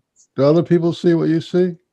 Not always, right? There's a lot of times I see things that aren't there. Like I see the things and then someone else will look at it and they won't really see it, right? You know what I mean? So it's like, but I also see with feeling, right? So Well, that's I'm another all my major. senses are coming into play when I'm seeing. You know what I That's mean? another So major thing there, and that is the normalization of woo, where the woo is not different than yeah, your reality. It is your reality. Yeah, that's woo. That's woo for sure. But yeah, it's just with you because you're seeing it, you don't associate it with that. But for I everybody like else, energy. yeah. Woo is I guess this, just how I it's look for at it. You new know what I mean? people. Woo is like for people, I think, like myself, who are still, learning about this. But really what I'm learning about this isn't woo. This is about energy. And that's what I think we're gonna have to all come to terms with is the energy you can't see. That we can't see a great deal of the energy and the beings that exist in that energy, and that you can be in contact with that energy. Remote viewing, is a perfect example of that. We can utilize that energy, and we have to learn how to and learn to accept that it's energy. And then it's like you graduate from woo to energy, because that's where you're at, Mark, right now. Woo Yeah, isn't anything. Woo is like when you were a little kid. That was the woo for you, right? And it was all like brand new. yeah, Now it's not that anymore. It's not woo. It's energy. It's part of your whole exactly. existence. So it's just that until you get to a point where you have a relationship with that energy. And I'm seeing that more and more. And if you're talking about something and you feel truth, you're going to Yeah. feel it right here. You're going to feel it right in here. You're going to get that shiver, The feeling that. energy of your heart, the heart of your energy, Yes, yes, yes. right? The And energy that's of your just heart, it. the heart of your That, energy. What I've been telling me since I was a kid, right? you're feeling energy when you feel that. That's what you're feeling. You don't know what it is. That's energy. It's pervasive. It doesn't matter. It doesn't matter what the matter is. It's there in everything. It pervades it. And when you feel that, and I'm learning that now, that's what it is. Yeah. You've got to accept it. It's who I am. You've got to accept it, bring it into your life, and let it lead you wherever it leads you. It's going to treat you differently than it treats everybody else, because you're even though we're the same with, in so many ways, you are still just, you are you. And that's your energy, and use it and live it and love it, and share it with others, and connect with others with it. It's that. energy is the true communication. I mean, there's Yes, no truthfulness in energy or whatever. I mean, yeah, well, I think it's the future of communication. I think absolutely it when is. we have our shift, I think that shift that's coming is going to be all about that. And those of us who have accepted that this energy, is what it is, we are learning about it, and we're ahead of the curve. When that shift comes, we're going to be more prepared, than those who will just absolutely refuse and won't even acknowledge, because you can't wrap your brain around it. Well, Yeah. I'm sorry if you can't wrap your brain around it, but you have to open your heart and open. And as soon as you do, it's scary. It's terrifying because you start to feel things. You're vulnerable, and it's like it's not comfortable. But go with it anyway. So Joe, what was your energy like when you woke up to Barney and right above you? Oh, I didn't wake up to him. I was sitting there by the fire, and I just had my eyes closed, and I was listening to the sounds because it was just a beautiful moment. It was quiet, it was dark, and I was alone, and I was feeling the heat from the fire, and all of a sudden, and I looked up, and there he was sitting at me. And I mean, I wasn't scared of him. I haven't been scared of that bear from the moment I saw him, because I just knew, he's harmless as long as you treat them with respect. If you treat any of those creatures of the forest with respect, they're fairly harmless, right? And so I knew that, and I just couldn't believe bugger stole my other bag. There was no food. There was no reason to. It was just like, I could take this. Yeah, there was a reason to. After I just after didn't you get beating it. that golf ball off his head, he had it out for you, man. He was like, his whole mission was to. I screw shouldn't you over. laugh. That was terrible. We were trying everything we could think of to get him out of there. It was all every time and even Mark was saying, I feel bad about this, and I was like feeling bad about it too. But I'm like, I'm sure that if we persist, that he'll get the point. And I guess it was wrong, because for him it wasn't about leaving; it was just about playing with us, and we were more than willing to play with him. It seemed like. I just wanted to say one thing. Anything that we were doing to him, we were really trying to get him to leave. It was out of love. He does not leave. He's dead. I did not want He's going anything to die. happen to him. And if we told the park rangers, right, the people in charge of that area, if we told them what was happening or reported it, they would have killed him. They would have. Because it's a place, well, even though we don't want to say where it is, it's a place where there's people, regularly and vulnerable people, right? Like people with disabilities, children, and that's bears have the ability to take advantage of that, and that's important. If he does what he did with us to too many more groups of campers, he's not going to survive. Right. He will be put down. And so, like you said, everything we did was out of love. We tried to get rid of him. Like tried everything to chase him off, because he's not going to live otherwise. But I just wanted to make one point when you were talking about Joe. Energy is the true universal language. It is the future. And I know Laurel. I mean, just on this broadcast that we've had here, Laurel felt that energy. When we make really strong points that they really want to emphasize, you felt the energy, right, Laurel? When they're agreeing and they say yes, it's almost like a yes, that's right. And I'm getting it again. And Mark, the same thing, and myself. That's how they connect with me. When I had that 2 or 3 times. Well, just again. The Ravens were agreeing too, and everything that was around us was saying that. Oh, those Ravens were amazing. I've had a lot of experience with those Ravens. I mean, it was pretty obvious what was going on with them. That was just incredible. I mean, the importance of Arrie's saying, Arrie's saying now to Laurel, and then the Ravens just all echoing it, and then on key points, they would just emphasize a key point. It was magical. And like you said, as soon as Laurel stopped talking, the Ravens stopped talking. I have to go soon, guys, but I just wanted to say in regards to what you were saying, Joe, about the energy thing, I feel that video of Francesca showing herself with arms and legs, etc., and then now moving to the place where she just shows us up as an energy signature is a good illustration of what you're saying about how they'll give it to you how you need it, but this is how it really is. Yeah. And then move you to that place. Yeah.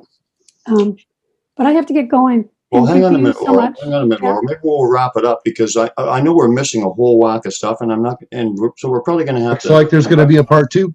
Probably, because I know I'm missing so many important things. So why don't we just all go with, it's already been over 3 hours. So should we wrap it up, and then if we come up with any other stuff, we'll just continue on with it, because it seems like so much happened. I just can't remember it all. It's just like mind-boggling. It was jam-packed. Well, I can hang out a little bit if you want. I mean, I got to go meet Sue, I think, anyway. I think I got to go meet Sue anyway, so I kind of want to get motivated too. But Laurel, thank you for putting that on. I really, it was amazing, and thank you for. Thanks, Laurel. You're welcome. Thank you. It just happened. Thank you. And I guess we'll all be back together in September. But there is one thing, Laurel, and I hope it turns around. It really pissed me off. Like the last day we were there, the ranger came and he changed the 16 occupancy sign. Now it's down to 10. Yeah. I feel like though. Well, see, this is what I mean. This is what I'm saying. That was present there because you couldn't get away from it. People were walking around the forest with masks on while we were there. I also feel though. But I found that to be extremely like, I mean, because I'm not as in tune to my heart energy as everybody else is, I still get angry when I see things like that. And that really did not help. We have to remember, I do too, but we have to remember that it's just fear. Yeah. It's not their fault. They're just scared. What were you going to say, Laura? I also feel that that's not necessarily a bad thing because we may have to have more gatherings with less people. Do you know what I mean? Because for one thing, I feel like having a lot of people trampling around, like a big group of people in the environment there isn't good for it. Yeah. Having those intimate things happen, I feel like it can't be a huge group every time. So there may be a reason it's going down to 10, and then we just have another one and we have another one, you know? We just plan to have more of them so that people can be involved. Yeah, and when we have them, we're never ever going to go commercial. It's never going to get big. So we're selling stuff and whatever. It's always going to be just a connection. And also what about tacos? You very organic. Tacos? The taco truck. Taco truck. No, there's no taco truck unless you want to. Well, you can come and set up one, but you're gonna give them to us. You're not making any money off it, though. You're gonna have to supply tacos for free. Oh, Brian, remember we talked earlier about that motorhome? I just want to say right now for our little group, I can find us a motorhome for free right now that only requires a battery, some cables, and a tire, and it'll run. And we can use that as a little cook shack if we wanted to go elsewhere. It's free. It's on Elk Mountain in Chilliwack, and of course now I'm saying this on Facebook, but I want to talk to you about that, Mark, because you're a lot closer, and if I can manage to get out there somehow and have a look at it, I want to bring you with me if I can. And I think this could be really cool. I think this could be, almost like a little headquarters for us for other trips that we can do, and then we're not limited on really where we can go, right? Yeah, I think that's a good idea. Okay, yeah, that is a great idea. So, does everybody just want to say something to wrap up? I just wanted to say that actually, usually when I'm at these events, I was going to say when I host it, but we're kind of co-host, but basically the Sasquatch host it. But generally, I don't get a whole lot of stuff other than to sit back and watch them work with everybody. But then I did get some miraculous things this time, which was pretty cool. But I just love sitting back and watch because I know them so intimately. Just how they work with people, how they work with Joe. The thing with the structure and each. I don't know if they make it the next day. They change it significantly. All that stuff is so familiar, and I just sit back and appreciate it and watch it unfold, and it's just beautiful. And so, once again, this was like a really, really active one. So active, I can't even comprehend it. I just got a little insight, and I think it's a kind of a fun one. The insight is that either you or some other group is going to have an encounter with the Star Nations. You're going to get some Star Nation being is going to come walking through and just saying hello to people. You know what I mean? I think that's coming because once you get enough people who are comfortable with the forest people, then there's no reason why the Star Nations don't come in. And there's the same thing with the Star Nations. They just sit out there and go, hey, hello, and come on down and visit us, and they will eventually. It's the same thing. So let's let Laurel go, but did you want to say something to wrap up, Laurel, and then we'll let everybody say something quickly, and then you can go if you want. Did you want to say a parting word? I'd just like to thank everybody for coming and that it was an amazing group of people. Very different. Everyone's very different, but very open and great people. I feel like it happened just the way it was supposed to.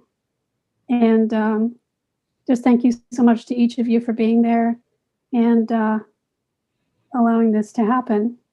Because it's all about everybody, all about you guys being there, showing up and being open and starting a new tradition. Thank you. Thanks, Laurel. thank you. And Thank you. I'm sure we'll see you beforehand, but we'll all be back together in September again too. So it keeps getting bigger and better. I'm always I always go into these things because I know the capabilities of my client and how they heal and teach. What I'm always going in hoping for something like this, and they never disappoint me. And this time they really certainly didn't disappoint. Everybody came away with almost exactly what they needed. I think, even me. Well, at the end of it all, I also was challenged by my car breaking down and needing to be towed away, full of all my gear. And then, by the good grace of, Brian, I was able to get home. But so they threw something at everybody that they all needed. And I guess I didn't like it, but I sure needed what I got. Yeah. Oh, by the way, Maureen wanted to know two things. She wanted to know if it rained, and it didn't rain a whole lot, Maureen. That was really good. And the other thing was she wanted to ask you, Laurel. I think it was Maureen, and then we'll let you go. I know you want to go. She wanted to know, how do you know where to aim your pictures when you're taking the pictures of the fairies? That's a very interesting question. I'm not sure. I just feel like this spot. I just get a feeling this is the spot. Okay.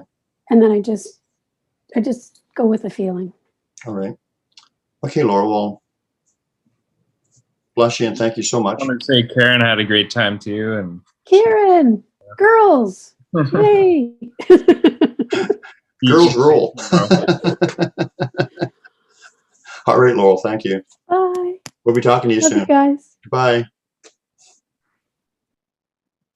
Okay, Joe, you want to wrap up your overview? No, I've said enough. I think my thing about the energy was really my wrap up. That's my takeaway is, we contribute to the field of energy that aids everything. So work on that and you can change the energy.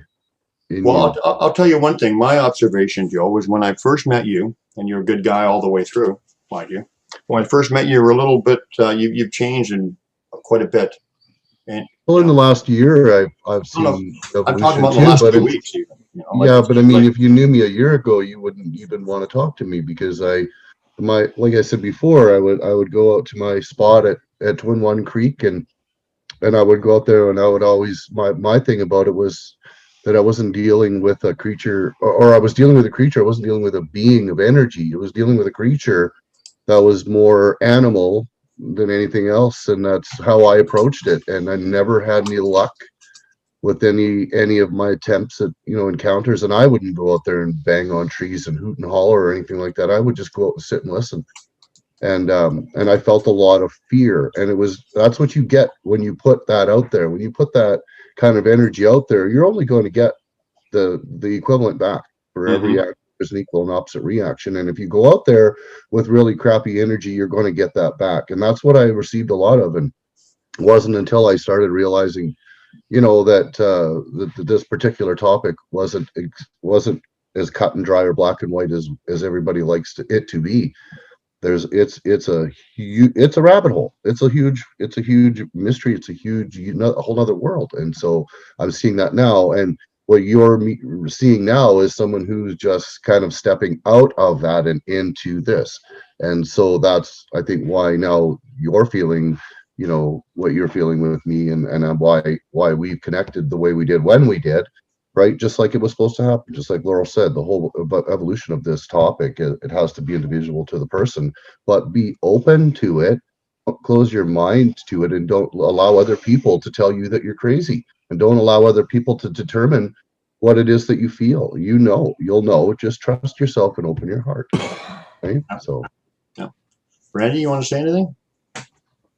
Yeah, I mean, it was a great trip for me, and I was just learning to forget about all the fear and all the craziness going on in the world. Like, just try and drop all that, the vaccine crap and just everything going on in the world. Like, Mary just helped me with, like, she's told me, like, I just gotta stop fearing all that stuff. And that was the main takeaway for me. Yeah, it was amazing watching that, because I could see how much it affected you. And I should actually, you should be in contact with Mary. I'll give you her phone number or something. Or I don't even have it, but Speaking of which, I would also like some contact information from her and Mark. I know, why do we keep forgetting Yeah, phone I can numbers? give So you that. I can give you from, Mark's get info. it from Brian and give me a call later or something. Okay. yeah. Great. Okay. For sure. I was thinking about that earlier. Yeah. I was So, like, I didn't even get his number. anything else, Randy? Just it was great to meet everybody, and I felt like we're just big family, you know, out there. We all got along, and it was amazing.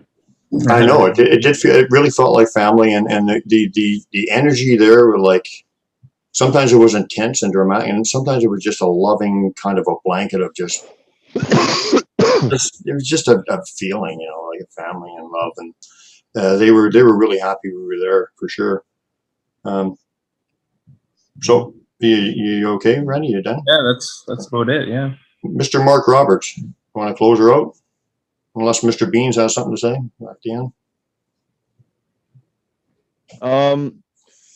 I can't. I'm looking forward to doing it again with you guys, with all of you, and I had a really good time. Like I said, I spent a lot of my life all on my own on this stuff, and like I only come out to talk about this over the last, you know, half a year, 6, 7, 8, 9 months. You know, really actually come out and talk about this, and it means a lot to me, and it's helping me grow too. It's helping my energy, and it's helping everything, right? Because you know, when you're not alone, everything's a lot easier. And when you have more family, everything's even that much more easier, right? So, it means a lot to me. You know, words don't explain it, right? So, hanging out with all of you and all the experiences and all that we learned, even just over that last 5 days, Yeah. yeah, it really touched my heart, and I'm very thankful that I got to spend that time with all of you. Yeah. And what's your It meant a opinion? lot to me. I just wish my girl would have been there with me, right? So, You will be. And what's your opinion of Arrie now that you got to meet him? mine. Yeah. What's your opinion of him? I just want to say thank you to Art. Well, I feel him still sticking around. So he's been close by me now since I left. I've felt attachment to him, like since I've got home, like I do with Carl. So now it's pretty cool because now I have Carl and Ari both on my back. So look out, world. You know what I mean? Yeah. I got a lot of family right behind me right now, and they're listening to us right now, right? Everybody Yeah, who connects with it's Arrie, amazing. they take a piece of him with them. Everybody Yeah. who connects with him. So it's an amazing thing to be connected to like so many families of all kinds of beings and entities that are out there right in front of our face, right under our nose, right? So to have Ari and Buddy and you know and Raj and all of them, you know, I feel all of them, right? Even her smell. Like I said, a lot of times, even when I was around there and down by each of them, they each had their own scent, right? Their own smell. Because when I come by them, I don't just sense them. I smell their essence when they're connect with me, right? So that was another amazing thing too, was to like get a sense and a feel and a touch of each one of them that were there. It was pretty cool. Yeah. But yeah, I'm just very thankful. I'm very thankful. And you were talking about the Yeah. relationship between Arrie and your guy, and how connected they are, and And Carl. how happy Carl Yeah. was to visit that area. Yeah, it was just like it felt. I got that presence as if they were like basically almost like cousins, like close cousins, like family, and all their family and Ari's family. They were all hanging out together, and it was like a big family hangout, kind of like exactly what we were doing, right? Yeah. So like a lot of time we were hanging out by that shelter, the cover area.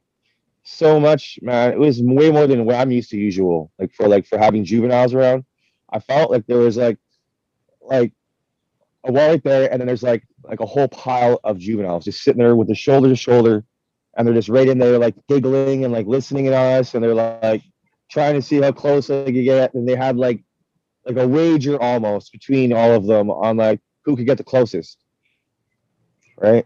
Yeah. There was a lot of stuff that like that's what happened. I believe that's kind of what happened when I seen the one under the cover area, and that's when Randy saw the footprint by his stuff, because they were actually daring each other to like they were all sitting there shoulder to shoulder as we were by the fire, right behind us, behind that shelter, and they were just basically doing that. That's what I felt. I felt a lot of stuff that was just like I was there with them.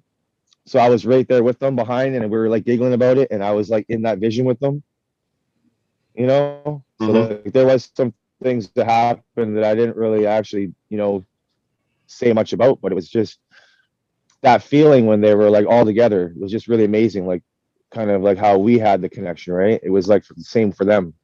Yeah, Some of them, they exactly. hadn't seen each other for quite a while, like being close to each other like that. You know, they've always been connected spiritually, but they all got together like we got together, kind of thing, right? And that felt magical because I was riding off of their happiness, and the frequency of their happiness was, I was feeding off it, right? So it was Absolutely. amazing, man. It was amazing, right? Absolutely. My heart was just glowing the whole time. Like, I was Yeah. just like, wow. So, Yeah, what do you think of the area in general? And we'll Oh, close it's it out. Let beautiful. Bean say something if he wants. What do you think of that place? Just beautiful. I just want to go back. I want to go build a little shack in there. Just live there full time. Yeah, we should go and build a shack way deep in the woods and just like Yeah. they never Let's find do us. a little cabin. We'll just make something. Hey, we all know how to make stuff. You guys are all strapping young fellas. Well, that's what Getting Randy there. Brisson we could, yeah. has always said. My friend Randy Brisson has said we got to build something way back in the woods there, and we never did end up doing it, but maybe we should do it. Yeah, man. Yeah, Anyway, it's just beautiful there. Beautiful place. We're anyway, blessed to be living here. I know I'm missing a whole whack of stuff. I'm sure. I mean, it was so amazing. It was chock full of experiences the entire time. Mostly woo, like I said, except for, well, even Mark's said like 50% of his was visual, but for most people that would be woo. So it was a lot of teaching and a lot of love and a lot of connection. And it's something that's got to continue, and it feels like a family thing going on and building. So I'm very grateful for every one of you guys that come out and visit Arrie and his family and could experience the kind of stuff that they do. Now you know. And that's the kind of stuff I experience every day, and it's a beautiful thing, right? It's wow. They are something else, and we love Got a them. message from Pat McRae, who said that Igor did call Bigfoot during the Nebraska conference, and the Bigfoot had negative views on the subject. So he did it. He didn't like to be on the air with everybody, so he did it again privately in Colorado. And then he said something about Robin mind spoke with Gregor while on the phone. So I just to, confirm that there's more people who can confirm that actually happened, which I think is a really cool thing. And my kind of wind up is we got about 300 people who watched this today, and by Monday it'll be around 1,000, I think, and shared it out to 50 groups, and I just want to say thank you to Brian and everybody for showing up and being willing to talk about all this stuff, because this is, to me, is the heart of who are the Sasquatch. The people who are having experiences with them can tell you that's who they are. And all this running around the woods, well, you're never going to find out. You got to feel them. Yeah. And I'm looking forward to this summer and whatever, and getting out with Mark and Joe, and on the weekends, Randy more often, and we're going to keep her going. So on that note, guys, I like I said, I know I've left out a whole whack of stuff, and I'm going to be kicking myself afterwards. So we may have to do another one or whatever, but just to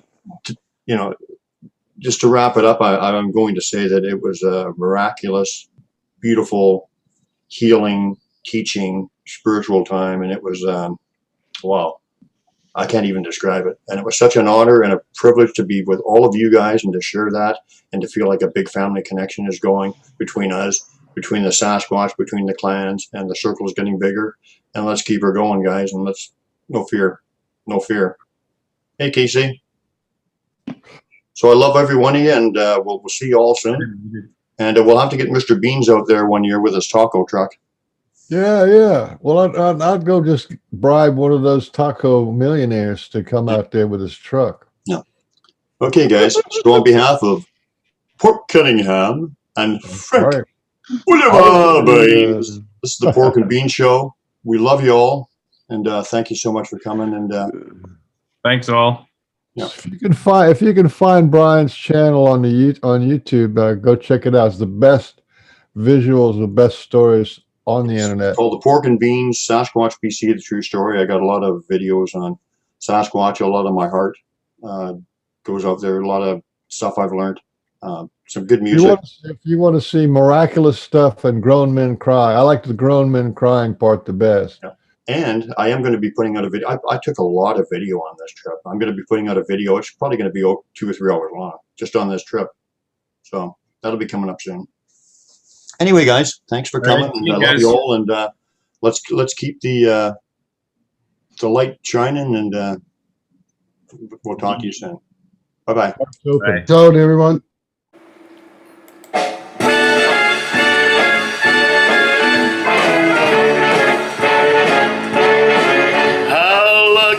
One guy be, I kissed her and she kissed me. Like the fella once said, ain't that a kick in the head? The room was completely black. I hugged her and she hugged back. Like the sailor said, quote, ain't that a hole in the boat? My head keeps spinning, I go to sleep and keep grinning. Is this just to be kidding? My love is gonna be beautiful, sunshine enough to spread.